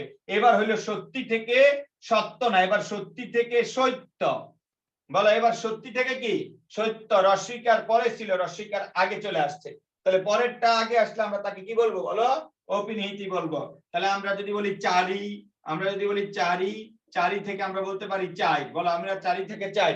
তাহলে লক্ষ্য করো এখানে কোন এই যে রস্বইকার গুলো আসছে, এই যে রস্যকার আসছে, এগুলো কোনো নতুন আসে না, এগুলো পরেরটা জাস্ট মানে কি আগে নিয়ে আসছে। তাহলে পরের ই অথবা উ যে বর্ণের পরে উচ্চারিত হয়, ওই বর্ণের আগে আসলে তাকে আমরা স্বরাগম না বলে কি বলবো বলো, অপিনিহিতি বলবো। অপিনিহিতির আরেকটা নিয়ম আছে, ওটা মোস্ট ইম্পর্টেন্ট। অপিনিহিতির আরেকটা নিয়ম আছে, ওটা খুব বেশি গুরুত্বপূর্ণ, সবাই একটু মনোযোগ দিবে। সবাই লেখবা শব্দের, সবাই লেখো শব্দের শেষ বর্ণ, শব্দের শেষ বর্ণ যুক্ত বর্ণ হয়ে, যুক্ত বর্ণ হয়ে তার আগে, শব্দের শেষ বর্ণ যুক্ত বর্ণ হয়ে তার আগে নতুন, নতুন কথাটা অ্যাড করবা, নতুন রস্বই অথবা রস্য আসলে, নতুন রস্বই অথবা রস্য আসলে মনে রাখবা একটা শব্দের শেষ বর্ণ যুক্ত বর্ণ, একটা শব্দের শেষ বর্ণ কি বর্ণ, যুক্ত বর্ণ, একটা শব্দের শেষ বর্ণ যুক্ত বর্ণ হয়ে তার আগে নতুন ই অথবা উ আসবে। এই লক্ষ্য করো অপিনিহিতির আগের নিয়ম কিন্তু নতুন আসে নাই, এবার নতুন আসবে, তবে শর্ত হলো শব্দের শেষ বর্ণ কি বর্ণ হইতে হবে, যুক্ত বর্ণ হইতে হবে। মনে রাখবা আমরা এই যে এক সত্য দিয়ে কত কিছু বলতে পারি, এই বলতো সত্য থেকে সত্য, সত্য থেকে সত্যি, এটা বলছি কি অন্তঃস্বরাগম। আবার বলছিলাম লক্ষ্য করো একটু পরে আমরা, আমি এগুলো জিজ্ঞেস করব। ওকে, সত্য থেকে এবার বললাম সত্য, এখন তুমি বলবো কেন ভাই একটু আগে তো এটা বলছিলেন, ইয়েস একটু আগে ছিল এইরকম সত্যি থেকে সত্য, একটু আগে ছিল এইরকম, সেটাও অপিনিহিতি, কারণ রস্বই পরে ছিল, পরেরটা আগে আসছে। বাট এবার কিন্তু অন্য ঘটনা ঘটছে, এবার রস্বই নতুন আসছে, কিন্তু কোনো অসুবিধা নাই। সারা জীবন মনে রাখবা এই জফলা ও একা বসলে বসতে পারে না, জফলা কোনো ব্যঞ্জনের সাহায্যে নেয়। তাহলে যে বর্ণের পাশে জফলা বসবে ওই বর্ণ এবং জফলা মিলে একটা যুক্ত বর্ণ হয়, যে বর্ণের সাথে জফলা বসে ওই বর্ণ এবং জফলা মিলে একটা যুক্ত বর্ণ হয়। তাহলে এটা শেষ বর্ণে আছে। তুমি আরো সহজভাবে যদি চিন্তা করো, বলতো এই সত্য, ত কয়বার, দুইবার, এই জফলার কারণে তটা দুইবার, যেখানেই দেখবা জফলা মানে ওই বর্ণটা দুইবার, দুইবার মানে ওটা যুক্ত বর্ণ। তুমি উচ্চারণ করে দেখো সত্য, সত্য, গদ্য, জফলা থাকলে দুইবার হয়। তাহলে মনে রাখবা শব্দের শেষ বর্ণ যদি যুক্ত বর্ণ হয়ে তার আগে ই অথবা উ আসে, তার আগে নতুন ই অথবা উ আসলে আমরা তাকে অপিনিহিতি বলবো। তাহলে বলা লক্ষ্য করো সত্য থেকে সত্য, এখানে নতুন রস্বই আসছে, সবাই বলবে এটা মধ্যস্বরাগম, বাট তোমরা বলবা না এটা অপিনিহিতি, কারণ আমরা জানি নতুন আসছে, কিন্তু আমরা আরেকটা তথ্য জানি, নতুন আসলে কি হবে, এটা আসছে কার আগে বলো, এটা আসছে যুক্ত বর্ণের আগে। কার আগে, যুক্ত বর্ণের আগে। যেমন আমরা যদি বলি বেঞ্চ, আমরা যদি বলি বেঞ্চ, বেঞ্চ থেকে আমরা বললাম বেঞ্চ, বেঞ্চ থেকে আমরা কি বললাম বলো, বেঞ্চ। এই বোঝার চেষ্টা করো, বেঞ্চ থেকে বেঞ্চ, এইটা হলো একটা যুক্ত বর্ণ, এটার আগে রস্বইকার আসছে। যারা এইটা না পারবে তারা সবাই এটাকে বলে দিবে এটা একটা মধ্যস্বরাগম, নতুন স্বরচিহ্ন আসছে। আমরাও জানি নতুন স্বরচিহ্ন আসছে, তবে শর্ত হলো যুক্ত বর্ণের আগে আসলে এটা স্বরাগম না হয়ে অপিনিহিতি হয়। বলো যুক্ত বর্ণের আগে আসলে এটা স্বরাগম না হয়ে কি হয় বলো, অপিনিহিতি হবে। ওকে, তারপরে আসো, তাহলে আমরা কি বললাম, সত্য থেকে সত্য, বেঞ্চ থেকে বেঞ্চ। তারপরে আমরা যদি এরকম বলি, লক্ষ্য করার অর্থের দিকে তা লক্ষ্য করার দরকার। আমরা যদি বলি বক্ষ থেকে বৌক্ষ, বক্ষ থেকে বৌক্ষ, এটা ক্ষীয়, এটার আগে কি আসছে, রস্যকার আসছে, সবাই বলবে মধ্যস্বরাগম, তোমরা বলবে এটা একটা অপিনিহিতি। তোমরা বলবা কি, অপিনিহিতি, কারণ যুক্ত বর্ণের আগে নতুন ই অথবা উ আসলে তাকে অপিনিহিতি বলে। এই লক্ষ্য করো, আমরা যদি বলি কন্যা, এই কন্যা থেকে যদি হয় কন্যা, কন্যা থেকে কি কন্যা, এই বুঝার চেষ্টা করো, এই কন্যা নয়ের সাথে জফলা আছে, জফলা মানে যুক্ত বর্ণ, বলো জফলা মানে কি? যুক্ত বর্ণ, যুক্ত বর্ণের আগে রস্বইকার আসছে, এটা মধ্যস্বরাগম না হয়ে অপিনিহিতি হবে। কন্যা থেকে কন্যা, তাহলে সত্য থেকে সৈত্য। আমরা যদি এরকম অনুরূপ ভাবে বলি গদ্য, বলতো গদ্য, আমরা যদি বলি গদ্য থেকে গদ্য, এটা মধ্যস্বরাগম না, এটা একটা অপিনিহিতির উদাহরণ। কার উদাহরণ বলো? অপিনিহিতির উদাহরণ। তাহলে অপিনিহিতি কি বলো?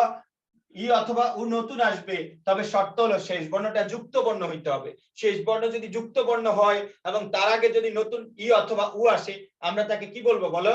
আমরা তাকে বলবো এটা অপিনিহিতি হয়েছে। ওকে, এবার আসো, একই শব্দ একাধিক স্টাইল হইতে পারে।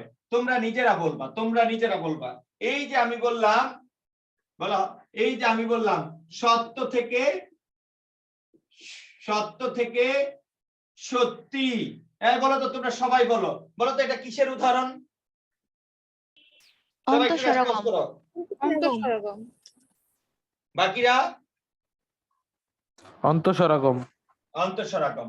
এখন একই উদাহরণকে আমি বললাম সত্যি থেকে সত্য, বলো এটা কি? অন্তঃসরলভ। এবার আছো, এই একই উদাহরণকে আমি বললাম সত্যি থেকে সত্য, এবার কি বলো? অপিনিহিতি। এগুলো বুঝতে পারতেছো তোমরা যে একটার সাথে আরেকটা?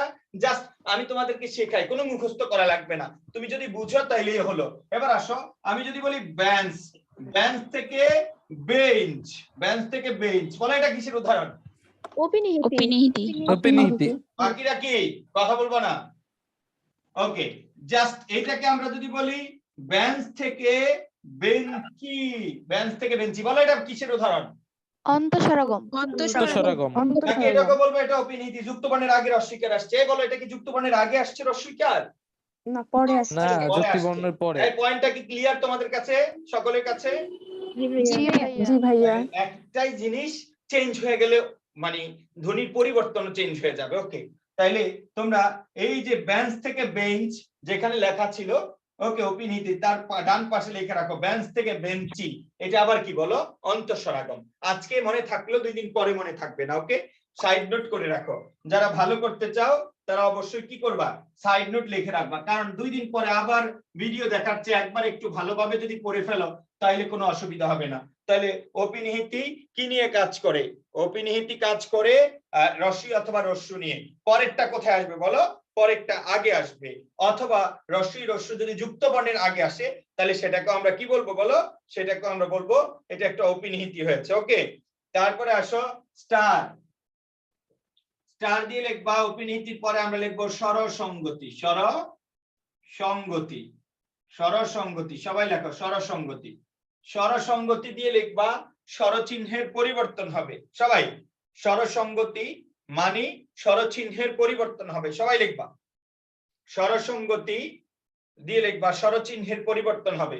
তাহলে সবাই একটু এটা লেখার দরকার নাই, আমি একটু বোঝার জন্য বলছি। এখানে 3টা বর্ণ আছে, এই 3টা বর্ণের প্রথম বর্ণ লিখতে হবে না, এটাকে বলে প্রগত বর্ণ। কি বর্ণ? প্রগত। আর এটাকে বলে কি বলো? পরাগত বর্ণ।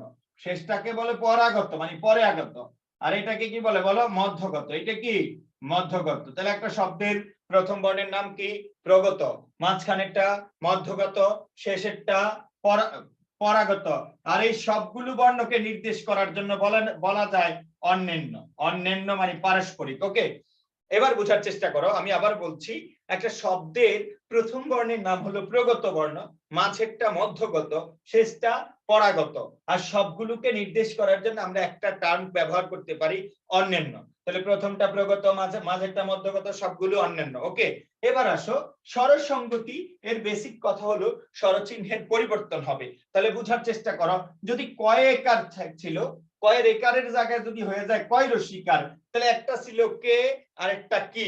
এই যে স্বরচিহ্ন পাল্টাইলে এটার নাম স্বরসঙ্গতি। এখন বলো তো কোন বর্ণের স্বরচিহ্ন পাল্টাইছে? প্রথম বর্ণের স্বরচিহ্ন পাল্টাইছে। তাহলে স্বরচিহ্ন পরিবর্তন হইলে নাম হবে স্বরসঙ্গতি। প্রথমটার হইলে প্রগত স্বরসঙ্গতি হওয়ার কথা, শেষের বর্ণের স্বরচিহ্ন চেঞ্জ হইলে পরাগত স্বরসঙ্গতি হওয়ার কথা, মাঝেরটা চেঞ্জ হইলে মধ্যগত স্বরসঙ্গতি হওয়ার কথা, সবগুলো বর্ণের স্বরচিহ্ন চেঞ্জ হইলে অন্যান্য স্বরসঙ্গতি হওয়ার কথা। কারণ স্বরসঙ্গতি 5 প্রকার, বাট আমাদের পরীক্ষায় আসে আমরা পড়ি মূলত 4টা। প্রগত লিখতে হবে না।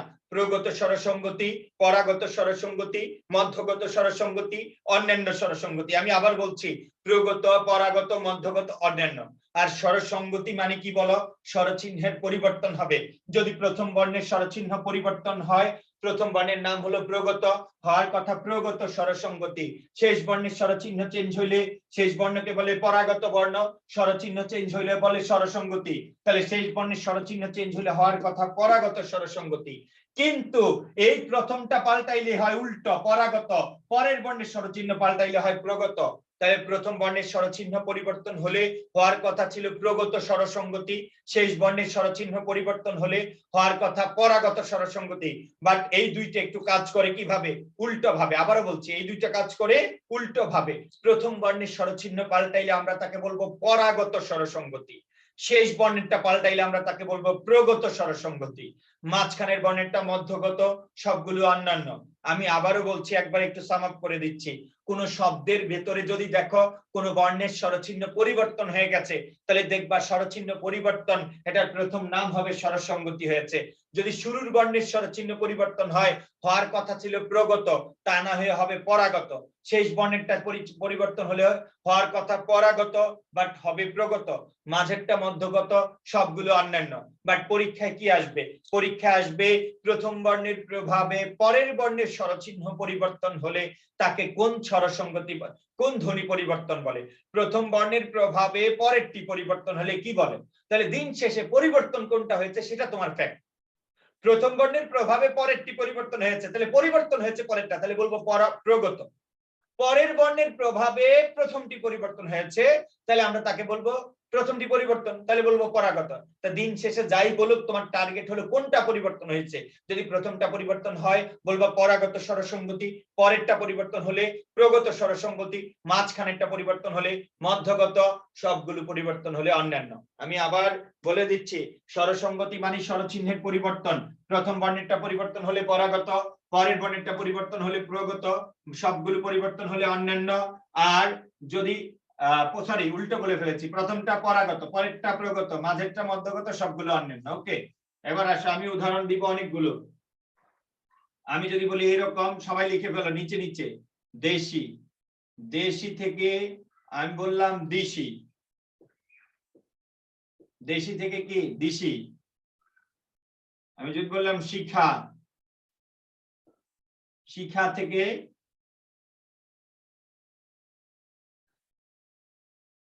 শেখা। তারপরে আমি বললাম কুড়াল, সবাই লিখে ফেলো নিচে নিচে, কুড়াল থেকে কুড়ল।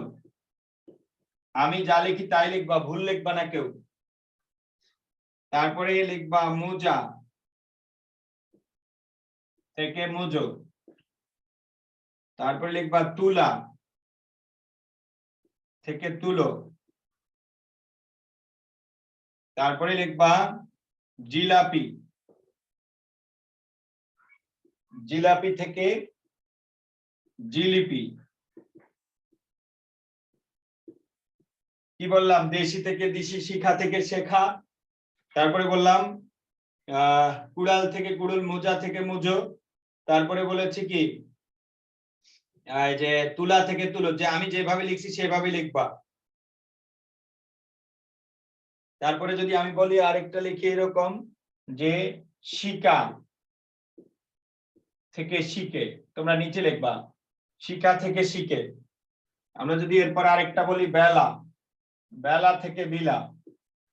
একবার একটু ভালোভাবে প্র্যাকটিস করলে পরে হয়ে যাবে, একবার একটু ভালোভাবে প্র্যাকটিস করলে পরে হয়ে যাবে।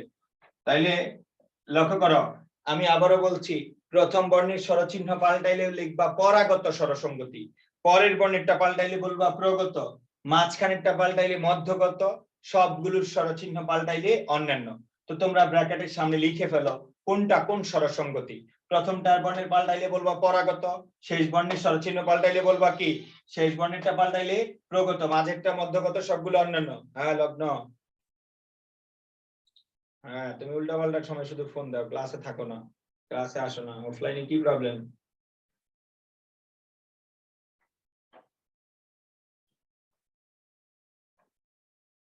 আচ্ছা নেক্সট ক্লাস থেকে এটা যেন রেগুলার হয়। আমি ক্লাসে পরে ফোন দিবনি ভাই। ওকে, সবাই একটু ভালোভাবে দেখো, আমি আবারও বলছি, প্রথমটা পাল্টাইলে পরাগত, পরেরটা পাল্টাইলে প্রগত, মাঝখানেরটা মধ্যগত, সবগুলো অন্যান্য। সবাই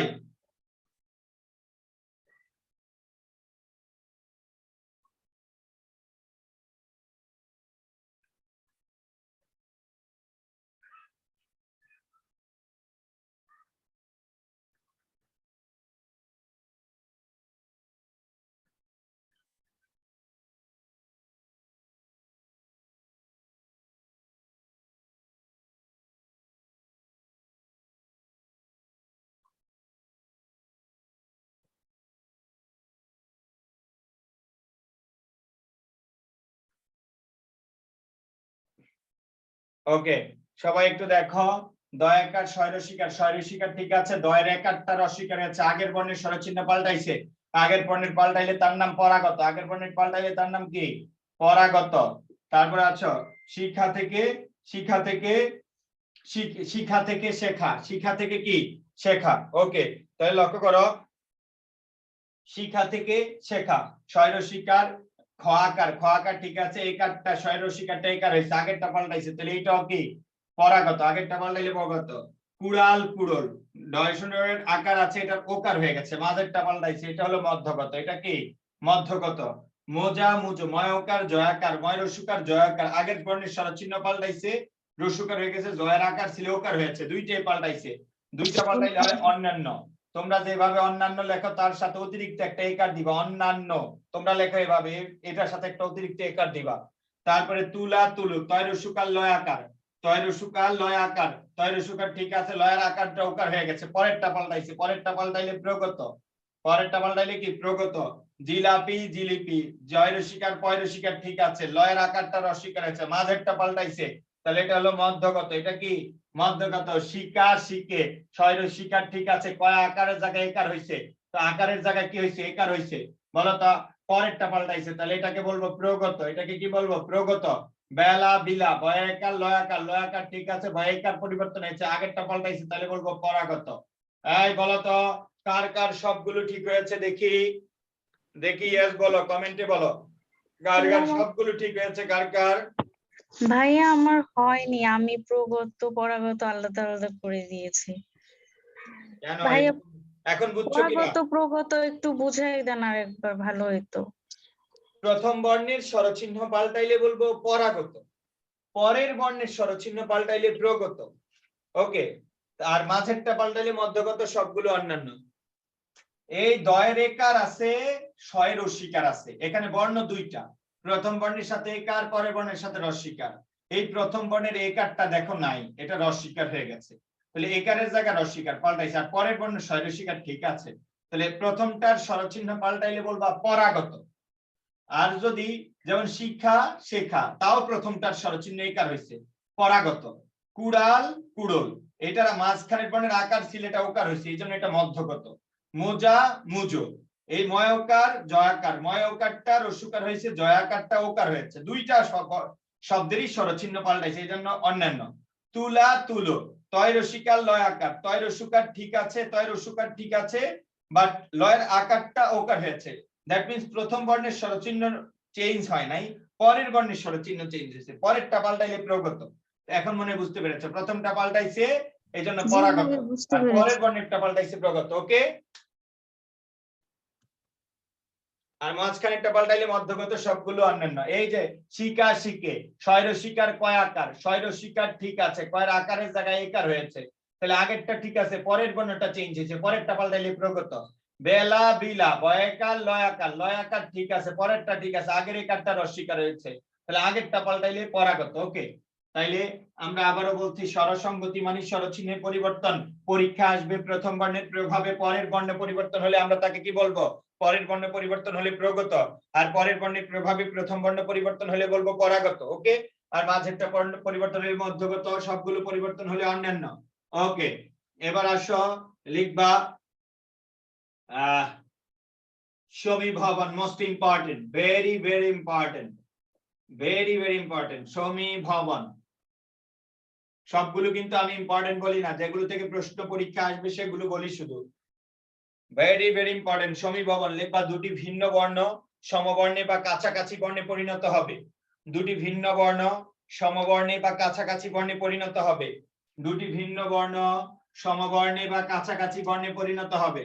দুটি ভিন্ন বর্ণ সমবর্ণে বা কাছাকাছি বর্ণে পরিণত হবে। দুইটা দুই রকম বর্ণ, আমি যা লিখছি বলছি তাই লিখবা। দুটি ভিন্ন বর্ণ সমবর্ণে বা কাছাকাছি বর্ণে পরিণত হবে। দুটি ভিন্ন বর্ণ সমবর্ণে বা কাছাকাছি বর্ণে পরিণত হবে। দুটি ভিন্ন বর্ণ সমবর্ণে বা কাছাকাছি বর্ণে পরিণত হলে। জি ভাইয়া লিখেছি। ওকে, তাইলে দুইটা দুই রকম বর্ণ যদি সমবর্ণে বা কাছাকাছি বর্ণে পরিণত হয় তার নাম সমীভবন। ওকে, সবাই একটু বুঝবে, এটা বোঝার জন্য এটা লিখতে হবে না। লক্ষ্য করো, একটা ক আর একটা খ, দুইটা দুই রকম বর্ণ, এখন দুইটাই ক হয়েছে, দুইটাই কি হয়েছে, ক হয়েছে। দুইটা দুই রকম বর্ণ একই রকম বর্ণে পরিণত হবে অথবা কাছাকাছি বর্ণে।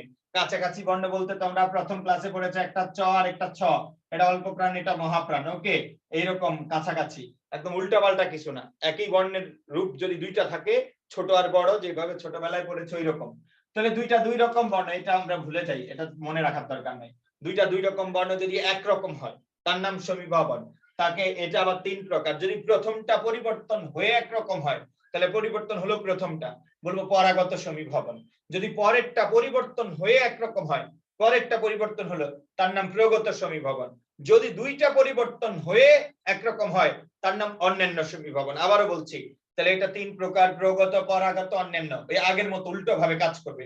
প্রথমটা পাল্টায় যদি একরকম হয় তাহলে বলবো পরাগত, পরেরটা পাল্টে যদি একরকম হয় তাহলে বলবো প্রগত, আর দুইটা পাল্টে একরকম হলে তার নাম কি বলো, অন্যান্য। তার নাম কি, অন্যান্য। ওকে, তাহলে বোঝার চেষ্টা করো, ক খ দুইটা কয় রকম বর্ণ, দুই রকম বর্ণ, হয়েছে কয় রকম, একরকম, নাম কি, সমীভবন। বলো আগের ক পাল্টাইছে, ক তো ঠিক আছে, খটা পাল্টা একর মতো হইছে, কোনটা পাল্টাইছে বলো তো, পরেরটা, আর পরেরটা পাল্টাই একরকম হইলে প্রগত। এগুলো লিখতে হবে না। এবার লক্ষ্য করো, দুইটা কয় রকম বর্ণ ছিল, দুই রকম, দুইটাই খ হয়ে গেছে। দুইটা যদি ক না হয়ে দুইটাই কি হয় বলো, খ হয়, তাহলে বোঝার চেষ্টা করো দুইটা দুই রকম বর্ণ একরকম হয়েছে, সমীভবন। আগের ক কি ঠিক, পরের খ ঠিক আছে, বাট আগের ক পাল্টা এক হয়ে গেছে। এ স্যাক্রিফাইস করছে নিজের চরিত্র, স্যাক্রিফাইস করে কার মতো হয়ে গেছে বলো, পরেরটার মতো হয়ে গেছে। এবার আসো, তাহলে ওই দেখো মেসেজ দিচ্ছে, ভাই আজকে কি ক্লাস নেবেন না আপনি? এমন আবেগী ভাষা লিখছে, আজকে কি আর ক্লাস নেবেন না?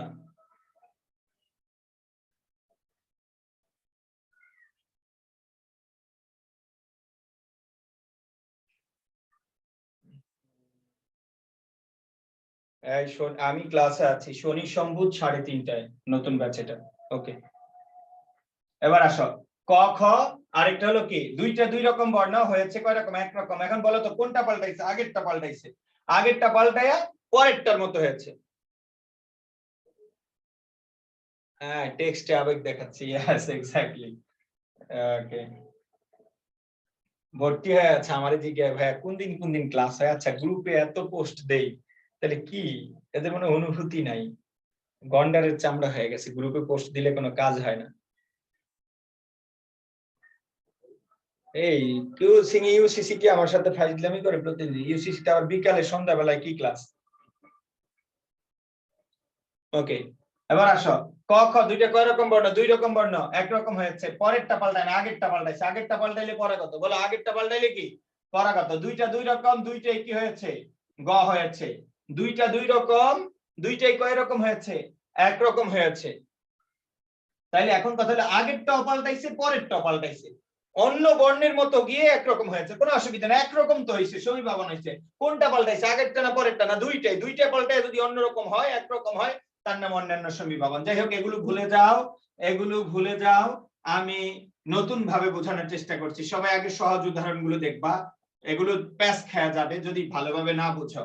জন্ম থেকে যদি বলি, জন্ম, এই সবাই একটু যারা আছো সবাই একটু মনোযোগ দাও। বললাম জন্ম থেকে কি, জন্ম, জন্ম থেকে জন্ম, ন এবং ম, দুইটা কয় রকম বর্ণ, দুই রকম, হয়েছে কয় রকম, একরকম।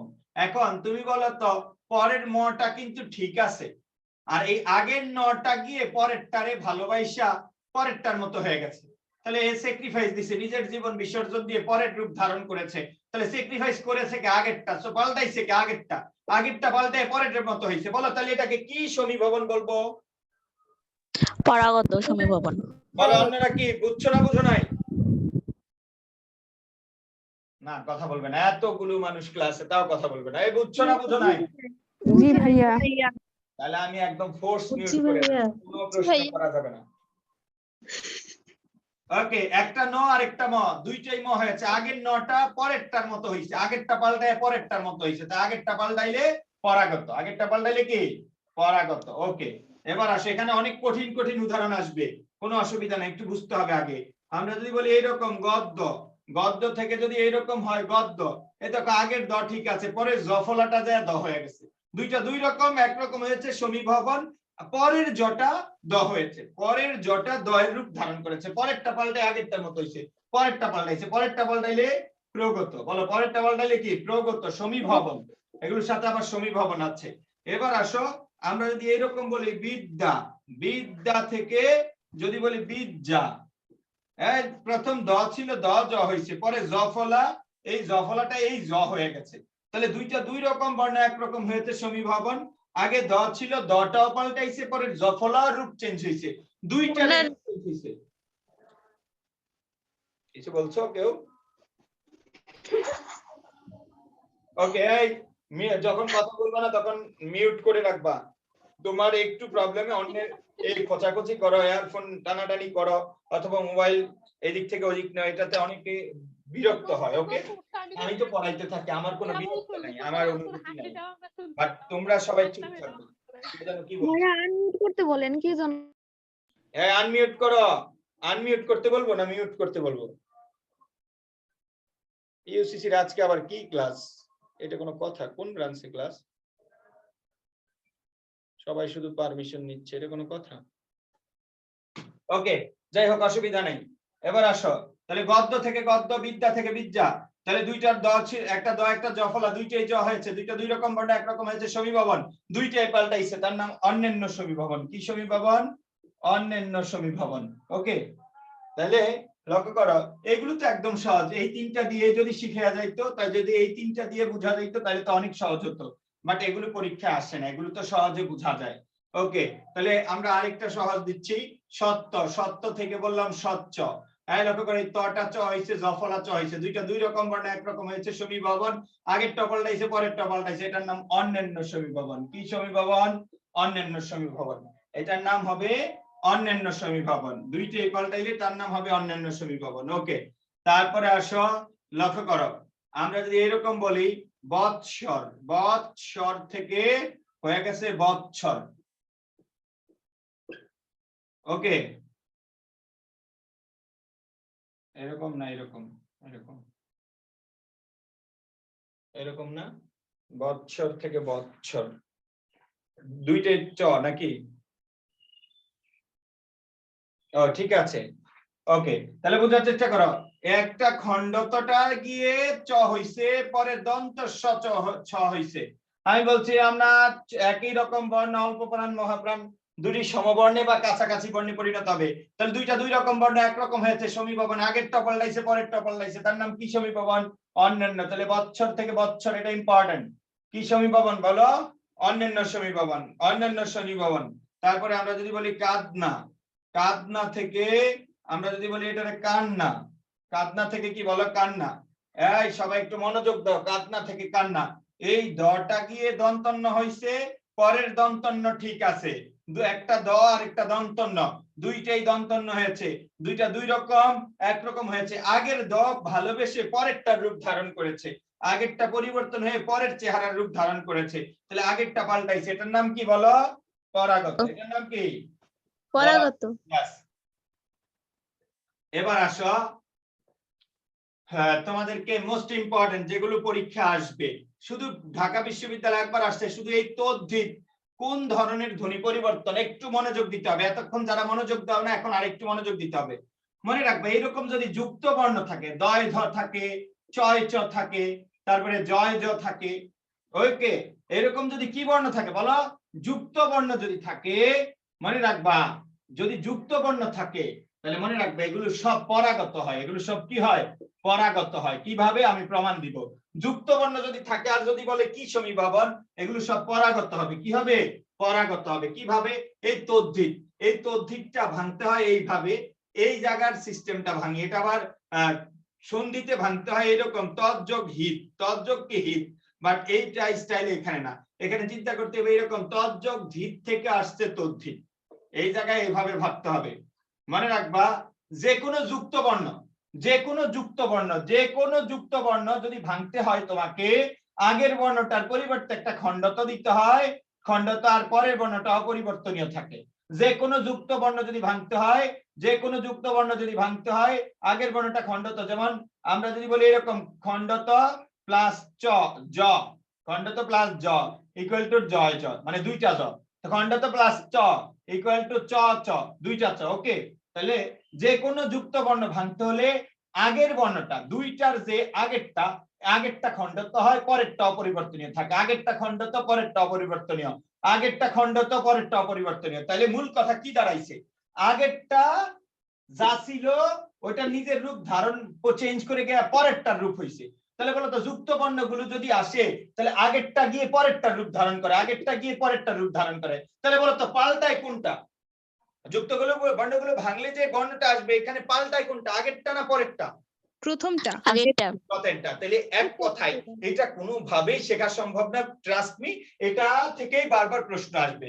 যদি দেখো সন্ধি সাধিত যুক্ত বর্ণ দিয়ে বুঝবা যে এগুলো যে কোনো জায়গায় দুইটা যুক্ত বর্ণ থাকলে একই রকম আগেরটা খণ্ডত হয়, পরেরটা অপরিবর্তনীয় থাকে। তাহলে আগেরটা খণ্ডত মানে এটা পাল্টায় পরেরটা রূপ ধারণ করেছে, দ্যাট মিন্স আগেরটা পাল্টাইছে। আগেরটা মানে কি? পরাগত। বলো আগেরটা মানে কি? পরাগত। তাহলে কি হলো? এই খণ্ডত আর একটা ধ, বলো এই ধটা ঠিক আছে না নেই? বলো তো ধ ঠিক আছে না নেই? আছে ভাইয়া। আছে। আছে প্রথম ভাইয়া। খণ্ডতটা কি আবার কি হয়েছে? ধ হয়েছে। বলো দুইটা দুই রকম বর্ণ, পরেরটা ঠিক আছে, আগেরটা গিয়ে পরেরটা রূপ ধারণ করেছে, কাছাকাছি হয়েছে। তাহলে আগেরটা পাল্টায় পরাগত। বলো আগেরটা পাল্টাইলে কি বলো তো? পরাগত। তাহলে আগেরটা পাল্টাইলে পরাগত। এইরকম যদি আমরা উদাহরণ লিখি উদ্ধার, বলো এরকম কি উদ্ধার, তাহলে এটার ভিতরে উৎ যোগ ধার, এভাবে চিন্তা করতে হবে। তাহলে এটা একটা যুক্ত বর্ণ, তাহলে এটাও পরাগত। আমরা যদি বলি পদ্ধতি, পদ্ধতি এটা একটা কি? পরাগত। আমরা যদি বলি নাচ জামাই, আমরা যদি বলি কি বলো? নাচ জামাই, এটা পরাগত। আমরা যদি বলি উচ্চারণ, উচ্চারণ এটা পরাগত। আমরা যদি বলি চলচ্চিত্র, চলচ্চিত্র, চলচ্চিত্র দুইটা চ দিয়ে যদি লিখি তাহলে এই মনে রাখবা এইরকম সন্ধি সাধিত যুক্ত বর্ণ দিয়ে গঠিত সন্ধি সাধিত সকল শব্দ কি? পরাগত। তাহলে এগুলোর পাশে লিখে রাখবা সব পরাগত, সব কি বলো? পরাগত। তাহলে উদ্ধার, পদ্ধতি, নাচ জামাই, উচ্চারণ, চলচ্চিত্র। আমি আবারও বলছি মোস্ট ইম্পর্টেন্ট একটা রুলস পড়াইলাম, এটা তোমাকে কোনোভাবেই যেন না ভুলো। যে কোনো যুক্ত বর্ণ ভাঙলে আগেরটা খণ্ডত, পরেরটা অপরিবর্তনীয় থাকে। 99% ক্ষেত্রে এটা প্রযোজ্য হয়। তাহলে আগেরটা পরিবর্তন হয়, পরেরটা পরিবর্তন হয় না। তাহলে আগেরটা গিয়ে পরেরটার মতো হয়ে একরকম হয় দুইটা, দ্যাট মিন্স আগেরটা পাল্টায়। আগেরটা পাল্টাইলে পরাগত। এই বলো তো যেই কথা আমি বুঝাইতে চাচ্ছিলাম ওইটা তোমরা বুঝছো কি বুঝো নাই? বলো ক্লিয়ার কিনা সকলের কাছে? বুঝছি। ওকে, তাহলে যদি আজকের পর থেকে দুইটা না লিখে শুধু একটা বলে, যদি এইরকম শুধু একটা বলে যে উদ্ধার কোন কোন ধ্বনি পরিবর্তন, কি বলবো বলো? পরাগত। এই বাকিরা বুঝছো না বুঝো নাই? পরাগত। হ্যাঁ, পরাগত। ঠিক আছে। তোমাদের ক্লাস নাই ইউসিসি তে? ওকে, না ভাইয়া। কার ক্লাস আছে? এরকম আমার ক্লাসটা, আমার ব্যাচ টাইমে প্রতিদিন পরীক্ষা দেয় ইউসিসি, প্রতিদিন ক্লাস দেয়।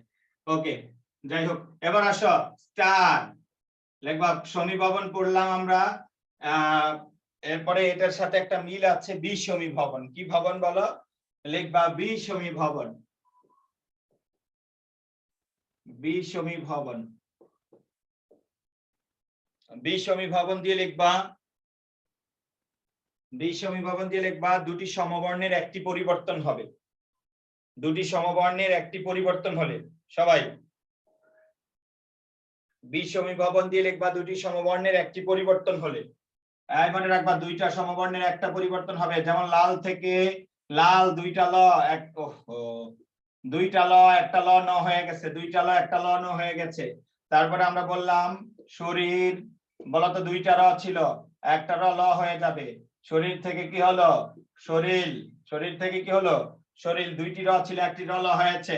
আমরা যদি বলি আরমারি, আরমারি, আরমারি থেকে আমরা বলতে পারি এরকম, আলমারি থেকে বলতে পারি আলমারি, আলমারি। তোমরা ভাবছো দুইজনই এক জায়গায় থাকতে হবে, না, এক শব্দের ভিতরে থাকলেই হবে, একদম শুরুতে অথবা শেষে, কোনো অসুবিধা নাই। এই যে একটা র, এই যে একটা র, এক শব্দের মধ্যে দুইটা সেম বর্ণ আছে, এর একটা ল হয়ে গেছে। দুটি সমবর্ণের একটা, দুইটার একটা পাল্টাবে, মনে রাখবা যে কোনো একটা পাল্টাইলে কিন্তু বিষমী ভবন হবে না। একই রকম দুইটা থাকতে হবে, তার একটা যদি পাল্টায় তাহলে বিষমী ভবন, আর যদি যে কোনো একটা পাল্টায় সেটা আবার অন্য নাম, সেটার নাম ভিন্ন আছে, সেটার নাম অন্তর্হতি। দুইটার একটা পাল্টাইলে সেটার নাম কি বলো বিষমী ভবন। তাহলে আমি আবার বলছি, যেমন তরোয়ার, তরোয়ার থেকে, তরোয়ার থেকে লিখবা তরোয়াল, তরোয়ার থেকে লিখবা তরোয়াল। এই বলো তো অন্য শব্দ কি হয়েছে, এটা দেখার বিষয় না।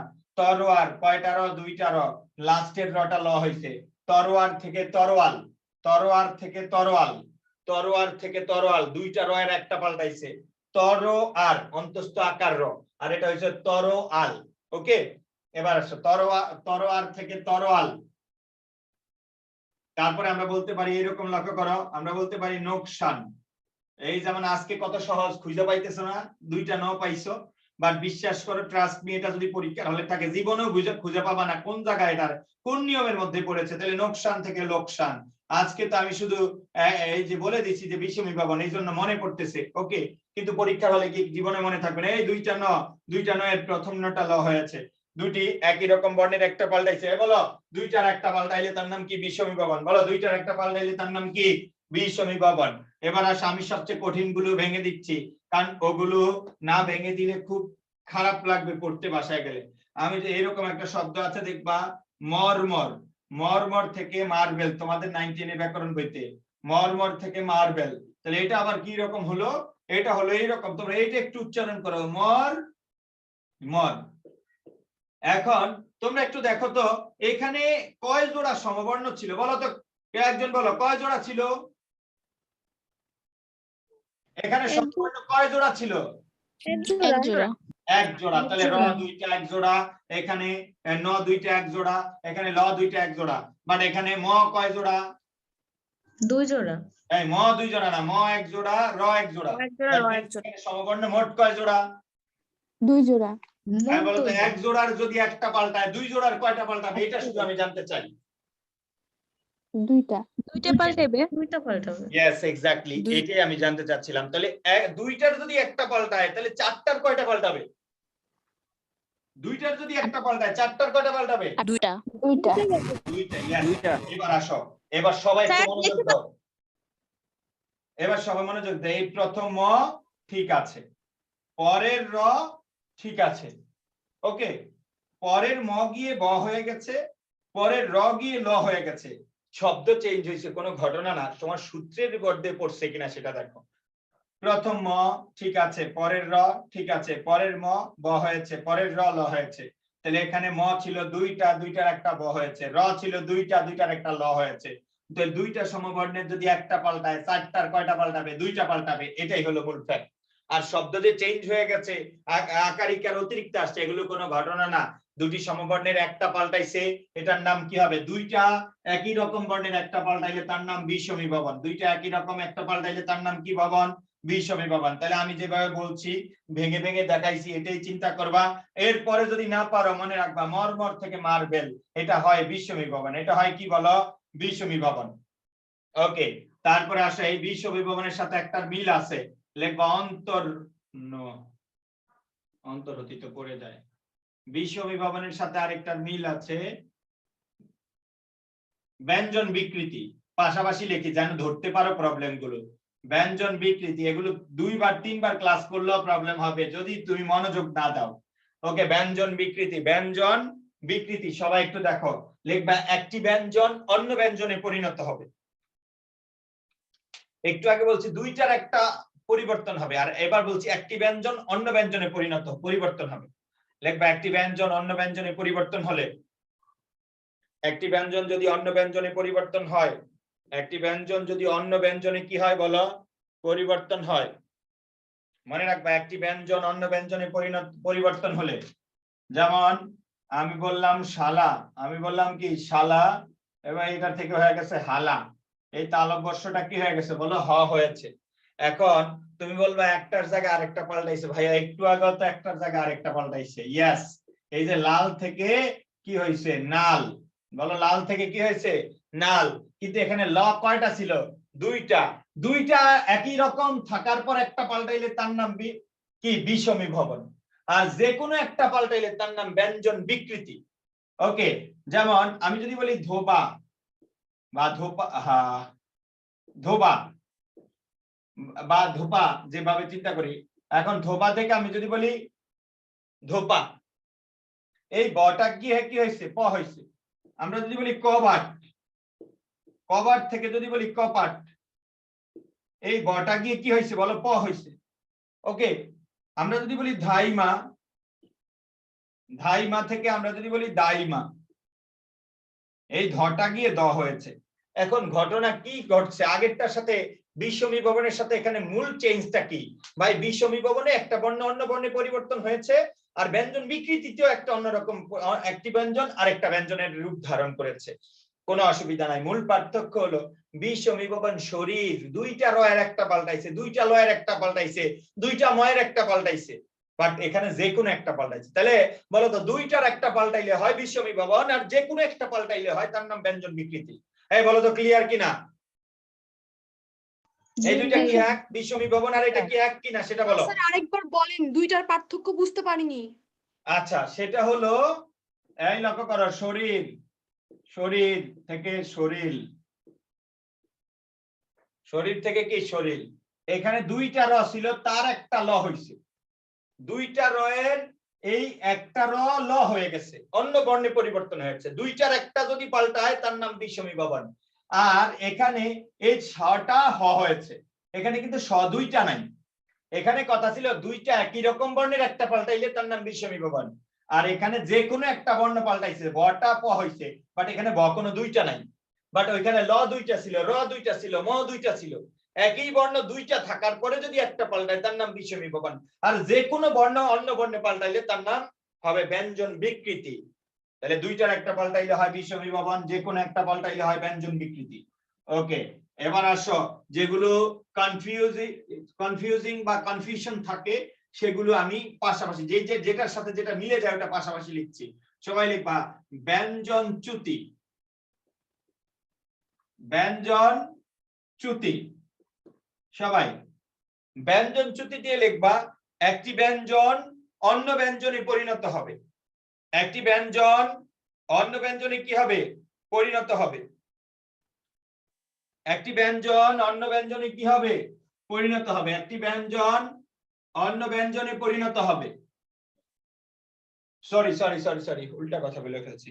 আচ্ছা, লিখবা পাশাপাশি, এটা কেটে দাও, পাশাপাশি দুটি সমউচ্চারণের ব্যঞ্জন থেকে একটি ব্যঞ্জন অন্য ব্যঞ্জনে পরিণত হবে, এটা তো আগেরটাই ছিল, আর এটা হবে পাশাপাশি দুটি সমউচ্চারণের ব্যঞ্জন থেকে একটি চলে যাবে, পাশাপাশি দুটি সমউচ্চারণের ব্যঞ্জন থেকে একটি চলে যাবে। সবাই পাশাপাশি দুটি সমউচ্চারণের ব্যঞ্জন থেকে একটি চলে যাবে,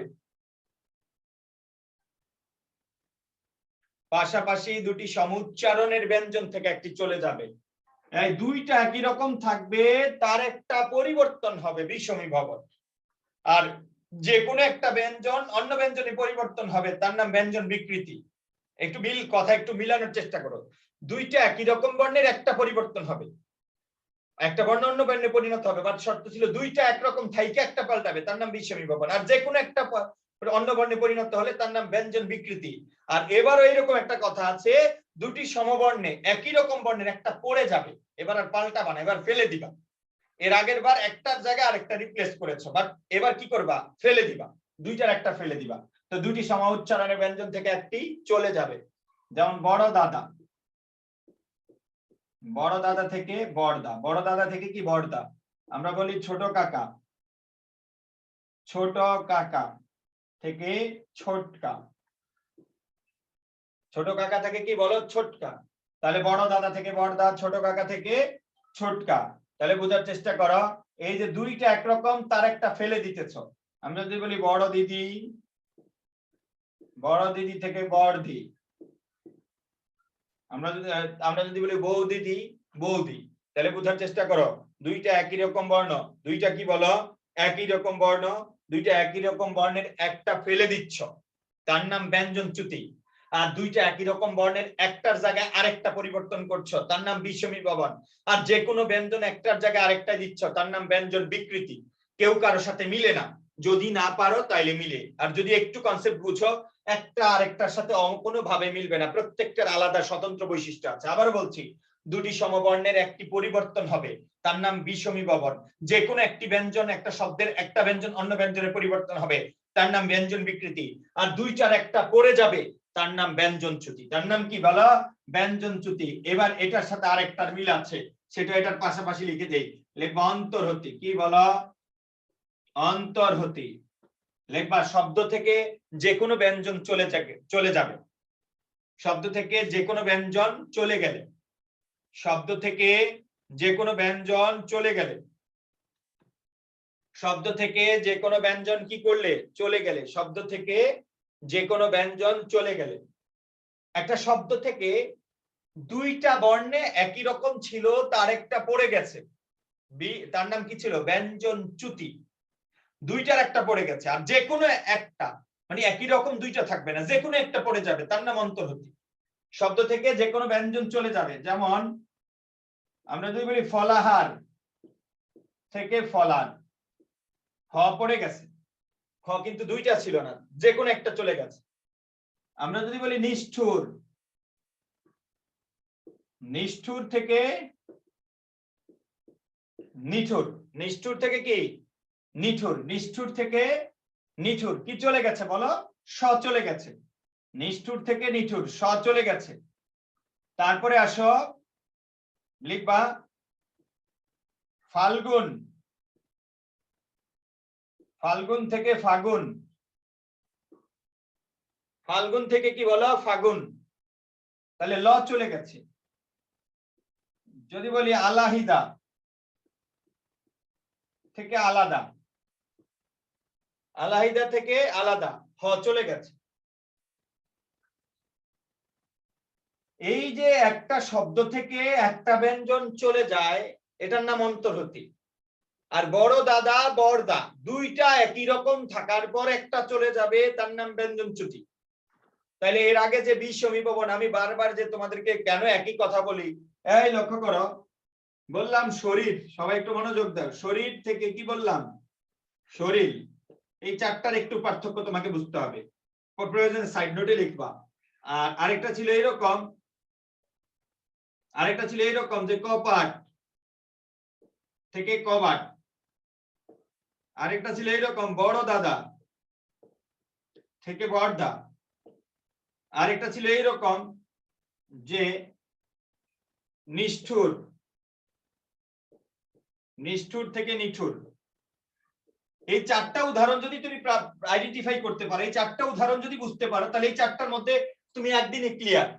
এই লক্ষ্য করে, এই দুইটা সমবর্ণ ছিল, তার একটা পরিবর্তন হয়েছে, পরিবর্তন হয়েছে, রটা অন্য ব্যঞ্জনে পাল্টাইছে, এই পটাও অন্য ব্যঞ্জনে বতে পাল্টায় গেছে। কিন্তু এই দুইটার মধ্যে পার্থক্য হলো, এখানে দুইটা একই রকম থাইকে একটা পাল্টাইছে, আর এখানে যে কোনো একটা পাল্টাইছে। দুইটার একটা পাল্টাইলে হয় বিষমী ভবন, যে কোনো একটা অন্য ব্যঞ্জনে পাল্টাইলে হয় কি ব্যঞ্জন বিকৃতি। তাহলে এটা হলো বিষমী ভবন, এটা হলো ব্যঞ্জন বিকৃতি। বড় দাদা বড়দা, এখান থেকে দ চলে গেছে, এখান থেকে স চলে গেছে, কিন্তু শর্ত ছিল এখানে দুইটা দ ছিল আর এখানে স একটাই ছিল। দুইটার একটা চলে গেলে হয় ব্যঞ্জনচ্যুতি, যে কোনো একটা চলে গেলে হয় অন্তর্হতি। এবার বলতো, এবার কি বিষমী ভবন, তারপরে ব্যঞ্জন বিকৃতি, ব্যঞ্জনচ্যুতি, অন্তর্হতি, বলে এবার ক্লিয়ার কিনা? জি ভাইয়া, বুঝতে পেরেছি। জি ভাইয়া। সবাই জি ভাইয়া। লক্ষ্য করো, এতদিন কিন্তু তোমরা যেখানেই পড়েছো, কোচিং এ পড়েছো, তোমার কাছে বারবার কনফিউশন, সবই তো এক মনে হয়, কিন্তু এক না। এই দুইটার একটা পাল্টাইলে হয় বিষমী ভবন, যে কোনো একটা পাল্টাইলে হয় কি বলো ব্যঞ্জন বিকৃতি, দুইটার একটা পড়ে গেলে হয় কি বলো ব্যঞ্জনচ্যুতি, যে কোনো একটা পড়ে গেলে হয় অন্তর্হতি, যে কোনো একটা পড়ে গেলে কি হয় অন্তর্হতি। আশা করি বুঝতে পেরেছো। তাহলে একটু যদি ভালোভাবে বুঝার ট্রাই করো, তাইলেই হয়ে যাবে। এক মিনিট।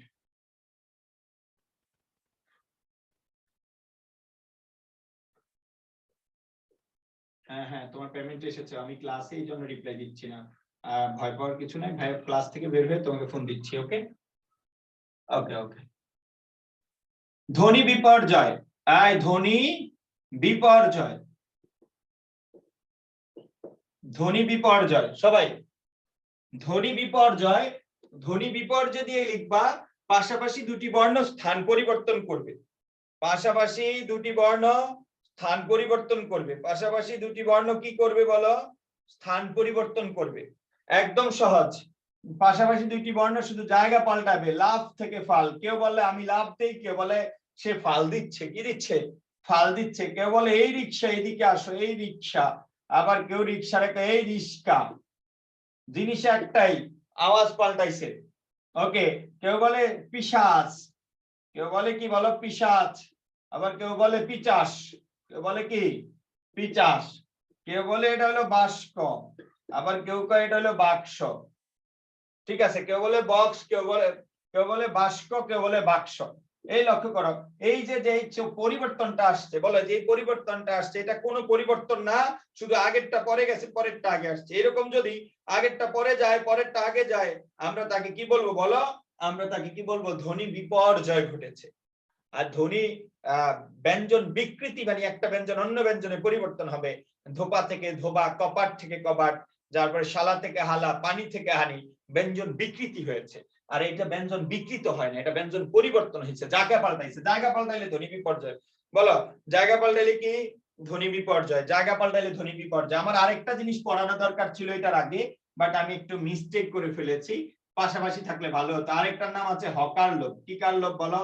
হকার লোপ। এটা হলো অন্তর অহতির সাথে পড়ালে ভালো হইতো, কারণ হকার লোপ আর অন্তর্হতির ভিতরে একটা ঝামেলা আছে।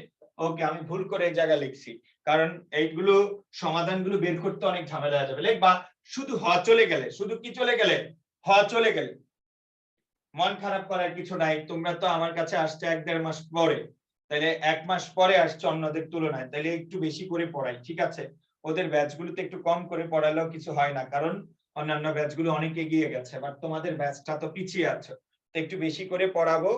যদি একান্তই কোনো কাজ না থাকে তাহলে তো ক্লাস কন্টিনিউ করবো, আর যদি কাজ থাকে রেকর্ড ক্লাস তো দেখতেই পারো সবাই। ওকে। হকার লোক। কি কার লোক বলো? হকার লোক। দেখবা শুধু হ চলে যাবে, নির্দিষ্ট করে হ চলে যাবে। যেমন ফলাহার, ফলাহার। তোমার এখন প্রশ্ন থাকবে ভাই এটা তো আমরা অন্তর্হতির মধ্যে দেখছি, ফলাহার। তারপরে আলাহিদা, আলাহিদা থেকে আলাদা। এখন লক্ষ্য করে এখান থেকে কি চলে যাচ্ছে? হ চলে গেল। এখান থেকে কি? হ চলে গেছে।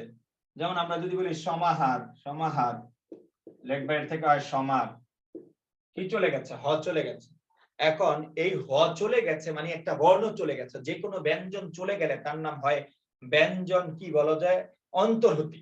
যে কোনো ব্যঞ্জন চলে গেলে অন্তর্হতি। তবে হ চলে গেলে এটার নাম হতে পারে আবার হকার লোপ, মানে হ চলে গেছে। যে কোনো ব্যঞ্জন চলে গেলে অন্তর্হতি, তাহলে হ চলে গেলে অন্তর্হতি হয়, বাট হ চলে গেলে এটা আবার পার্সোনাল নাম আছে, স্বতন্ত্র নাম আছে, সেটা হলো অন্তর্হতি।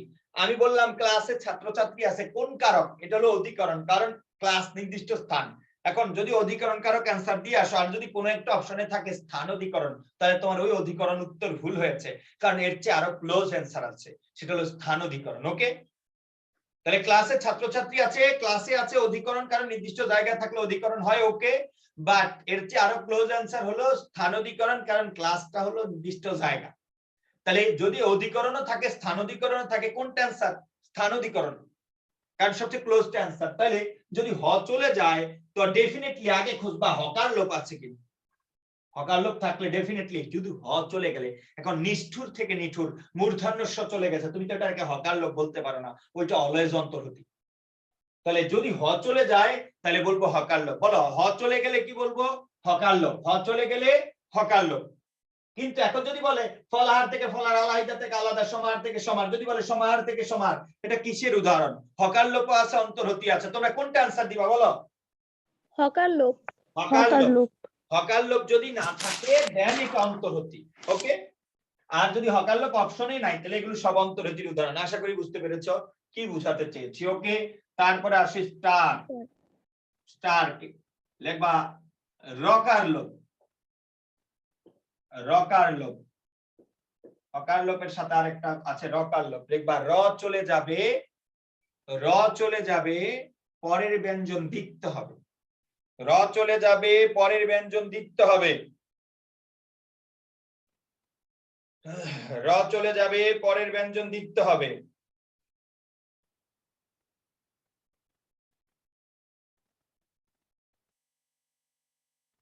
র চলে যাবে, পরের ব্যঞ্জন কি হবে? দিতে হবে। যেমন যেমন করতে, এই র ফেলে দাও, পরের ব্যঞ্জন ত, এটারে দ্বিত্ব বানিয়ে দাও, তাহলে কি হবে? করতে।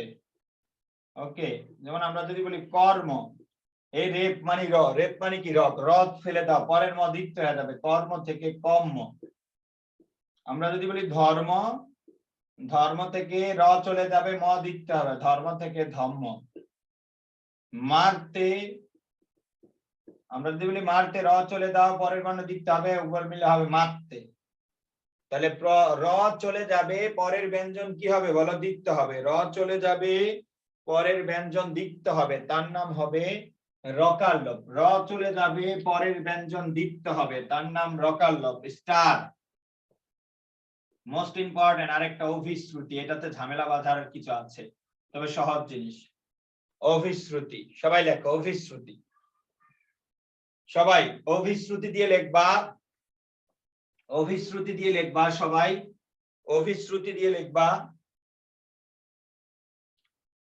সাধু ক্রিয়া চলিত হবে, সাধু ক্রিয়া চলিত হবে। সবাই সাধু ক্রিয়া কি হবে? চলিত হবে।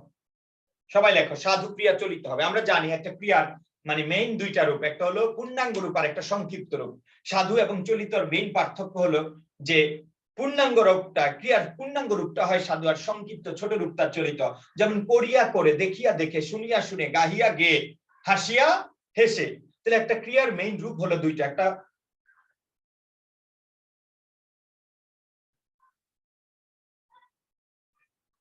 আসিল, আসলো, আসিয়া এসে, এরকম আর কি। ওকে, তারপরে আসো লিখবা। তাহলে আমরা যদি বলি করিয়া, করিয়া থেকে করে, তো এটা একটা সাধু ক্রিয়া চলিত হয়েছে, এটা সাধু, এটা চলিত, তাহলে এটা হলো অভিশ্রুতির উদাহরণ। আমরা যদি বলি দেখিয়া দেখে, দেখিয়া দেখে, আমরা যদি বলি শুনিয়া শুনে, আমরা যদি বলি তাহলে করিয়া থেকে করে, দেখিয়া থেকে দেখে, শুনিয়া থেকে শুনে, গাহিয়া থেকে গে। ওকে, এখন আমরা যদি বলি এরকম গাইলো, গাইলো, এরকম হইতে পারে। যেমন এটার নাম হলো গালো। ওকে, তুমি আবার এটাকে গাল বলতে পারো না, এটার উত্তর হলো ওকার উচ্চারণ হয়। তাহলে মনে রাখবা, বড় ক্রিয়া ছোট হলে এটা আমরা বলবো অভিশ্রুতি, এটা আমরা কি বলবো? অভিশ্রুতি। কিন্তু তুমি যদি 19 এর ব্যাকরণ বই, ব্যাকরণের বাইবেল মানি তো 19-এরটা, আগেরটা, নতুনটা না। ওকে, তো তুমি যদি 19 এর ব্যাকরণ বই দেখো, তাহলে তুমি এইরকম উদাহরণটা দেখবা। এখানে আছে করিয়া, কেউ যদি পড়ে থাকো, তারপরে কি আছে বলতে পারো কেউ? 3 নম্বর, মাঝে আরেকটা রূপ আছে, করিয়ার মাঝে আরেকটা রূপ আছে, কেউ বলতে পারো? কইরিয়া। ভাইয়া কইরা। ইয়েস, কইরিয়া। কইরিয়া। এরপরে কি? করে। এরকম দেখছো না বলো তো? জি ভাইয়া, এরকম দেখেছিলাম। এরকম, কিন্তু কখনো লক্ষ্য করো এইরকম বিচ্ছিরি একটা কথা কিভাবে আবার কি হয়। আমরা বলছি সাধু ক্রিয়া চলিত হয়, তাহলে করিয়া থেকে মাঝে একটা অপশন আছে কইরিয়া, তারপরে করে। দেখিয়া থেকে দেইখা, দেখিয়া থেকে মাঝের অপশন আছে দেইখা, অথবা অনেক জায়গায় আছে দেইখা। ওকে, এরপরে হইছে দেখে, এরপরে কি? দেখে। তাহলে বুঝার চেষ্টা করো, বলো তো তোমরা এবার সবাই পারবা, বলো তো এই করিয়া থেকে কইরা এইটুক বললে কিসের উদাহরণ বলো তো? তোমরা সবাই পারবা, বলো তো করিয়া থেকে কইরা কিসের উদাহরণ? অভিশ্রুতি। আবার বলে অভিশ্রুতি। অপিনিহিতি। Yes, exactly. এই রয়ের পরে রস্বইকার, এবার রয়ের আগে চলে আসছে রস্বইকার, পরের রস্বইকার আগে আইছে। যদি বলতাম করিয়া কইরা, তাহলে সেটা কি? অপিনীতি। আর যদি বলি করিয়া করে, এটা অভিশ্রুতি। এই যদি বলতাম দেখিয়া, সরি কি বলছি, এই যদি বলতাম যে দেখিয়া থেকে দেইখা, এই বলো তো দেখিয়া থেকে দেইখা অথবা দেইখা, বলে এটা কিসের উদাহরণ? অপিনিহিতি। অপিনিহিতি। সবাই কি এখন বুঝতে পেরেছো বিষয়টা? জি ভাইয়া। ওকে, তাহলে পরেরই আগে আসছে, পরেরই আগে চলে আসছে, এটা অপিনীতি। তাহলে অভিশ্রুতিটা বানাইতে গেলে মাঝে একটা অপিনিহিতির উদাহরণ দিয়ে তারপর অভিশ্রুতি বানাইছে। তাইলে বোঝার চেষ্টা কর, অনেক কথাবার্তা বলছে, বিপর্যস্ত ধ্বনি এটা হয়েছে ওটা হয়েছে, দিন শেষে বলছে করিয়া করিয়া করে। তাহলে এই করিয়া থেকে করে, তাহলে মাঝের অপশনটা বাদ দিয়ে তুমি শুরু এবং শেষ দিয়ে পড়লে হবে। তাহলে মনে রাখবা করিয়া করে, দেখিয়া দেখে, শুনিয়া শুনে। যদি বলতাম শুনিয়া থেকে শুনিয়া তারপর শুনে, ওই শুনিয়া শূন্য ওটা অপিনিহিতি, আর শুনিয়া শুনে এটা অভিশ্রুতি। আশা করি বুঝতে পেরেছ। তাহলে একটা পড়া বুঝতে গেলে যদি আরেকটা মাথায় না আসে তাহলে এই পড়া করে কোনো লাভ নাই। এতদিন যেভাবে তুমি ধ্বনি পরিবর্তন শিখেছো, আজকে কিভাবে শিখতেছে এবার তুমি একটু ভালোভাবে ভাবো। দেখো, ওকে, তারপরে আসে স্টার। আমরা আজকে ক্লাসটা লম্বা সময় করছি, আমি চেষ্টা করতেছি মেইন পার্টটা আজকে শেষ করে দিতে। মেইন যে হেডিং গুলো আছে, অসমীকরণ, তারপরে আমাদের পড়া নিব, আর গ্রুপে আমি কোশ্চেন দিয়ে দিব, গ্রুপে পরীক্ষা দিবা, এবং পরীক্ষা দেওয়ার পরে অবশ্যই অবশ্যই ওই পরীক্ষার নিচে তুমি কত পেয়েছো অ্যানসার জানিয়ে দিবা, তোমার নামটা ঠিক দিবা, কারণ এই পরীক্ষার খাতাগুলো আগামী 1 বছর আমার কাছে থাকবে। 1 বছর লাগবে না, 4 মাস থাকলে হবে। কে কত পাচ্ছে এগুলো আমি মাথায় রাখি। ওকে, তো অসমীকরণ লিখবে একই শব্দের পুনরাবৃত্তি দূর করার জন্য। একই শব্দের পুনরাবৃত্তি দূর করার জন্য, পুনরাবৃত্তি মানে দুইবার আবৃত্তি করব না, পুনরাবৃত্তি। একই শব্দের পুনরাবৃত্তি দূর করার জন্য, একই শব্দের পুনরাবৃত্তি দূর করার জন্য মাঝখানে মাঝে স্বরধ্বনি আসলে, মাঝে স্বরধ্বনি, স্বরধ্বনি ব্র্যাকেটে লিখবা আ, স্বরধ্বনিটা কি আ। একই শব্দের পুনরাবৃত্তি দূর করার জন্য মাঝে স্বরধ্বনি ব্র্যাকেটে লিখবা আ, ব্র্যাকেটের পরে লিখবা আসলে, মানে একই শব্দের পুনরাবৃত্তি দূর করার জন্য মাঝে স্বরধ্বনি আসলে, একই শব্দের পুনরাবৃত্তি দূর করার জন্য মাঝে স্বরধ্বনি আসলে, একই শব্দের পুনরাবৃত্তি দূর করার জন্য মাঝে স্বরধ্বনি আসলে, একই শব্দের পুনরাবৃত্তি দূর করার জন্য মাঝে কি আসলে বলো, স্বরধ্বনি আসলে। একই শব্দের পুনরাবৃত্তি দূর করার জন্য মাঝে স্বরধ্বনি আসবে। দুইবার উচ্চারণ না করে আমরা একবার করব, যেমন টপ টপ, এটা শব্দটা দুইবার বললাম, বাট এটাতে যদি একবারে বলি তাহলে কি বলতে হয়, টপাটপ। লক্ষ্য করো মাঝখানে একটা আকার চলে আসছে, তাহলে এইভাবে তুমি লিখবা কপ কপ, কপ কপ, দুইবার না বলে বলবা কপা কপ। আমরা যদি বলি চল চল, এটাকে আমরা একবারে বলবো চলাচল। তাহলে আমরা যদি বলি ধপ ধপ, দুইবার না বলে কি বলবো বলো, ধপা ধপ। আমরা যদি বলি টপ টপ, টপা টপ, কপ কপ, কপা কপ, ধপ ধপ, ধপা ধপ, চল চল, চলাচল। ওকে, তাহলে একটা শব্দ দুইবার না বলে একবার করে বলবো, এবং মাঝখানে একটা কি নিয়ে আসবো, অতিরিক্ত একটা আকার নিয়ে আসবো, স্বরধ্বনি নিয়ে আসবো, তার নাম কি বলো, অসমীকরণ। স্টার, স্টার দিয়ে লিখবা দ্বিত্ব ব্যঞ্জন। কি ব্যঞ্জন বলো, দ্বিত্ব ব্যঞ্জন, দ্বিত্ব ব্যঞ্জন, দ্বিত্ব ব্যঞ্জন। ওকে, লিখবা শব্দকে জোর দিয়ে উচ্চারণ করার জন্য, একই শব্দকে জোর দিয়ে উচ্চারণ করার জন্য একই ব্যঞ্জন দুইবার আসলে, শব্দকে জোর দিয়ে উচ্চারণ করার জন্য একই ব্যঞ্জন কয়বার আসলে, দুইবার আসলে। শব্দকে জোর দিয়ে উচ্চারণ করার জন্য একই ব্যঞ্জন দুইবার আসলে, যেমন বলতে পারি সকাল, সকাল থেকে সকাল, পাকা, পাকা থেকে পাক্কা, ঢাকা, ঢাকা থেকে ঢাক্কা।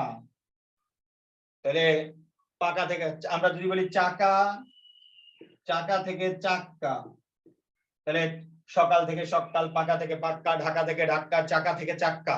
একটা শব্দকে জোর দিয়ে উচ্চারণ করার জন্য একই ব্যঞ্জন কয়বার আসলে, দুইবার আসলে। এই লক্ষ্য করো, আমি কিছু কিছু টপিক পড়াই যে এরকম হবে, যদি তুমি আমার খাতাটাও ভালোভাবে বুঝো তাও পরীক্ষা আনসার করতে পারবা। যেমন আজকে, এই আজকের জিনিসটা যদি আমি যা পড়িয়েছি এইটুক পড়া, দুনিয়ার কোনো বই থেকে প্র্যাকটিস করবে না, তাও তুমি পারবা।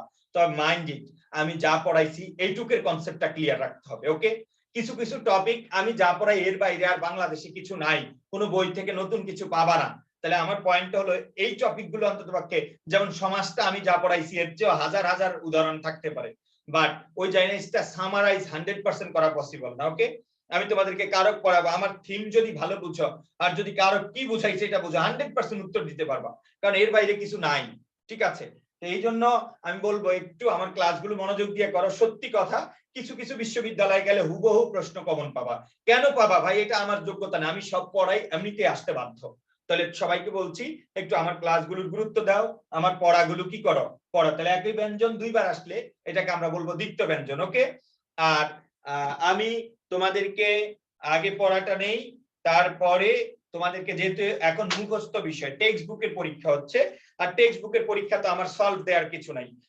যখন আমি রিটেন পড়াবো, যখন আমি গ্রামারের পরীক্ষা নিব, রিটেনের পরীক্ষা নিব, তখন কি হবে বলো, সলভ ক্লাস নেওয়ার দরকার আছে। মানে পরীক্ষা হওয়ার পরে আমি আবার দাঁড়িয়ে দাঁড়িয়ে প্রত্যেকটা কোশ্চেনের ব্যাখ্যা দিব, প্রত্যেকটা গ্রামারের ব্যাখ্যা দিব, কারণ গ্রামার আমি যেভাবে পড়ে আরো কঠিন প্রশ্ন দিব, তখন ওটার ব্যাখ্যা দরকার।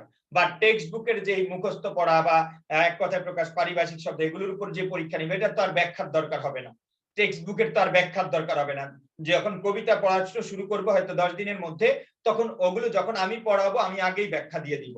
তা আমি যেটা বলছি যে এখন যে পরীক্ষাগুলো হবে, তুমি একটু আমার প্রতিদিনের সিলেবাসটা একটু কমপ্লিট করো প্লিজ। তোমরা যদি আমার কথা শোনো, আমি এটুক বললাম যে আমার কথা শুনলে আমি সব শেষ করে দিতে পারবো, বাট এখন তুমি যদি আমার কাছে পেমেন্ট দিয়েছো বাট পাত্তা দিচ্ছ না, আমি জুম ক্লাস নেই বাট তুমি রেকর্ড ক্লাস করো। আমার 50% স্টুডেন্ট এমন হয়ে গেছে প্রত্যেকটা ব্যাচে। আমার কতগুলো করে স্টুডেন্ট, প্রত্যেকটা ব্যাচে স্টুডেন্ট আছে মিনিমাম 60+, বাট ক্লাসে উপস্থিত হয় কয়জন, 40 জন হাইস্ট। আবার এর ভিতরে তোমাদের ব্যাচটাতে একটা প্রবলেম হয়ে যাচ্ছে, ইউসিসি তে পরীক্ষা থাকে, ইউসিসি তে ক্লাস থাকে এই টাইমে। তো যাই হোক, ওইটা অসুবিধা নাই, পরেও যদি ভালোভাবে করে, অ্যাটলিস্ট পরীক্ষাগুলো যদি ভালোভাবে করে দেয়, তাহলে এটা তোমার জন্য ভালো। আমি গ্রুপে পরীক্ষাগুলো এখন থেকে রেখে দিব, তাহলে যার দরকার ওই টপিকস গুলো, ওই সিলেবাসটা কমপ্লিট করে পরীক্ষা দাও। কোনো বিষয়ে প্রশ্ন থাকলে আমাকে ফেসবুকে প্রশ্ন করো, আমি অবশ্যই 1 ঘন্টা, যেমন আমি সারাদিন, এই যে এখন যত মেসেজ আসছে আমি তো কারো মেসেজের উত্তর দেই না, তাহলে আমি আবার দিব রাতের মধ্যে ফ্রি হয়ে সবার এসএমএস এর উত্তর দিয়ে দিব। তারপরে আরেকটা বিষয় হলো, এই যে আমার কাছে কত একটা ব্যাচে এত স্টুডেন্ট পড়ে, 60-65 জন করে প্রত্যেক ব্যাচে, বাট পরীক্ষা দেয় কজন, পরীক্ষা দেয় 30 জন 35 জন। তাহলে আমি তো এদেরকে জোর করতে পারি না ভাই। তাহলে এখন তুমি যদি না দাও, এটা তোমার লাইফ, আমাকে তো পেমেন্ট করেই তুমি এখানে আসছো, তাহলে আমি কেন তোমাকে বাধ্য করব ভাই?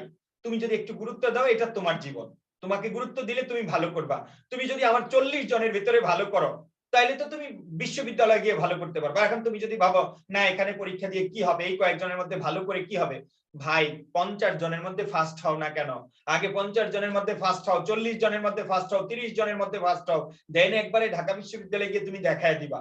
বাট 50 জনের মধ্যেই তুমি ফার্স্ট হইতে পারলা না, তাহলে সবার মধ্যে কিভাবে ফার্স্ট হবা? তা তোমার সাইকোলজিটা একটু চেঞ্জ করো, তুমি একটু পড়াশোনা করো। কি করতেছ? মানুষের জীবনে 2টা জিনিস ছাড়া তোমার জীবনে কোনো সফলতা বলতে আমি যেটা বাস্তব বুঝি, 2টা সফলতা, একটা হলো পড়াশোনা করো, এটা একটা সফলতা, পড়াশোনা করো এটা একটা সফলতা, আর একটা হলো মানুষের টাকা পয়সা থাকলে সফলতা বলে। এছাড়া দুনিয়াতে বাকি যা বলে সব মিথ্যা, সব ভুয়া। আমার কথাগুলো একটু এরকম কঠিন কথা। মানুষের জীবনে সফলতার দরকার হলে 2টা জিনিস, একটা হলো পড়ালেখা জানতে হবে, আর একটা হলো টাকা থাকতে হবে, হালাল উপায় যদি থাকে, এছাড়া কেউ তোমাকে পাত্তা দিবেন। তাহলে এটা বুঝো, তুমি ছেলে হও মেয়ে হও কোনো অসুবিধা নাই, তোমার জীবনে যদি পড়াশোনা না থাকে, তোমার জীবনে যদি টাকা পয়সা না থাকে, কেউ তোমাকে পাত্তা দিবে না। পড়াশোনা আছে বাট টাকা নাই, তাও তোমাকে পাত্তা দিবে না। 2টা থাকতে হবে, এটা হলো রিয়াল সফলতা বর্তমান সিচুয়েশন। তুমি যেই ফ্যামিলি বিলং করো কোনো অসুবিধা নাই, তোমার জীবনে এই 2টা জিনিস মাস্ট, এই 2টা জিনিস লাগবেই। এই 2টা জিনিস ছাড়া তুমি জীবনে কখনো স্বাভাবিক লাইফ লিড করতে পারবে না। তুমি অনেক ভালো পড়ুয়া বাট তোমার কোনো টাকা নাই, তোমার সামাজিক মর্যাদা থাকবে না, তুমি নিজে নিজে শান্তি পাবা না, নিজে ভালোভাবে চলতে পারবে না, পরিবারকে সাপোর্ট দিতে পারবে না। তাহলে এই পড়াশোনার লাভ কি? আমি কাছে এটা এই জগতে, মানে বড় জগতের কথা বলছেন, এই জগতে সফলতা মানে 2টা, হয় পড়াশোনা করবা এবং টাকা থাকবে। এই 2টা যদি এক সংমিশ্রণ করতে পারো তাহলে তুমি সফল, আদারওয়াইজ সফল না। আর কিচ্ছু দিয়ে সফলতা হয় না। ঠিক আছে, তাহলে আমি বলবো আজকে পড়া কয় নাম্বার পেজ ছিল? পড়াটা 2 নাম্বার। আমরা একটু পড়াটা দিয়ে নেই, যারা গত ক্লাস করে নাই বা পড়ে আসে নাই তারা চলে যাবে। বলো পড়া কয় নাম্বার পেজ ছিল? 10 নম্বর। 10। মেমোরাইজিং পার্ট কয় নাম্বার পড়া ছিল? 10 পৃষ্ঠা। আচ্ছা 10 পৃষ্ঠা, 10 নাম্বার পেজ পড়া ছিল। ওকে, তাহলে এখন বোঝার চেষ্টা করো, এই 10 নাম্বার পেজ পড়া ছিল আজকে এক কথায় প্রকাশ। আর পরবর্তী দিন, এই যেই দিন আজকে কি বার? শনিবার, রবি, সোমবারে তো আমাদের কোনো পরীক্ষা নেই। আমাদের পরীক্ষা আবার পরবর্তী পরীক্ষা হবে, টেক্সট বুকের উপর পরীক্ষা হবে আমাদের বুধবার। তাহলে আমরা এই সোমবারের জন্য 2 পৃষ্ঠা পড়বো, 3 পৃষ্ঠা কষ্ট হয়ে যাবে, 2 পৃষ্ঠা পড়া থাকবে। মেমোরাইজিং পার্টের 11 এবং 12 নাম্বার পেজ, মেমোরাইজিং পার্টের 11 এবং 12 নাম্বার পেজ। যারা চলে যাওয়ার তারা চলে যাবা, যারা পড়া দিবা তারা ওয়েট করো, আমি এখন পড়া নিব। ওকে, তাহলে মেমোরাইজিং পার্টের 11 এবং 12 নাম্বার পেজ সোমবারে পড়া দিবা, আর বুধবারে আরেকটা পরীক্ষা আমি গ্রুপে টপিকস গুলো জানিয়ে দিব, একটু পরে জানিয়ে দিব, ওকে, বা এখনো জানিয়ে দিতে পারি, একটু ওয়েট করো। তাহলে বুধবারে আমাদের আরেকটা পরীক্ষা আছে, আজকে কবিতার উপর 3টা কবিতার উপর পরীক্ষা, আর বুধবারে আরো 3টা কবিতার উপর পরীক্ষা আছে, সেটা আমি জানিয়ে দিচ্ছি, ওকে। তাহলে বুধবারে আমাদের পরীক্ষা আছে আরো 4টা ছোট ছোট কবিতা, সবাই লিখে নাও। 18 বছর বয়স, ফেব্রুয়ারি 1969, আমি কিংবদন্তির কথা বলছি, লোক লোকান্তর। 4 দিন সময় পাবা। উৎস পরিচিতি পড়বা, আমি আবার বলে দিচ্ছি, 18 বছর বয়স, ফেব্রুয়ারি 1969, আমি কিংবদন্তির কথা বলছি, লোক লোকান্তর।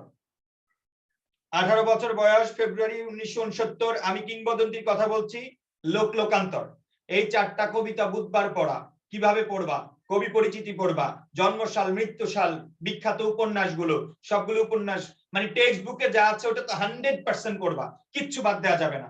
তারপরে শব্দার্থ পড়বা, উৎস পরিচিতি, কবিতাটা কোথায় থেকে আসছে, কোন কাব্য গ্রন্থের অন্তর্গত, সবকিছু পড়বা। তারপরে কবিতার প্রত্যেকটা লাইন ধরে ধরে ধরে ধরে বুঝে বুঝে পড়বা। বড় বড় যে শব্দার্থগুলো ব্যাখ্যা দেওয়া আছে এগুলো পড়বা, কবিতা বোঝার জন্য ওই শব্দার্থগুলো ইম্পর্টেন্ট। তাহলে এই পরীক্ষাটা হবে কোন দিন? বুধবার, ওকে। আর আজকে আরেকটা পরীক্ষা আছে, আমি গ্রুপে লিংক দিয়ে দিব, সবাই পরীক্ষা দিবা, দেওয়ার পর কে কত পেয়েছো এখানে কমেন্ট করবা। তুমি কমেন্ট না করলে আমি দেখবো তুমি কত পাচ্ছ, ওকে। তো যাই হোক, আমাদের 10 নাম্বার পেজে পড়া ছিল, আমরা 5 মিনিট একটু পড়াটা দেখি, কে কে পড়েছো, আমি তাদেরকে, সবাই পালাবা না, এই যে পড়া যারা দিচ্ছে না তারা পালায় গেছে, দেখছো, ওকে, পালায় গেলে আমার কোনো অসুবিধা নাই। কি জানো, জেরিন জেরিন জেরিন জি স্যার।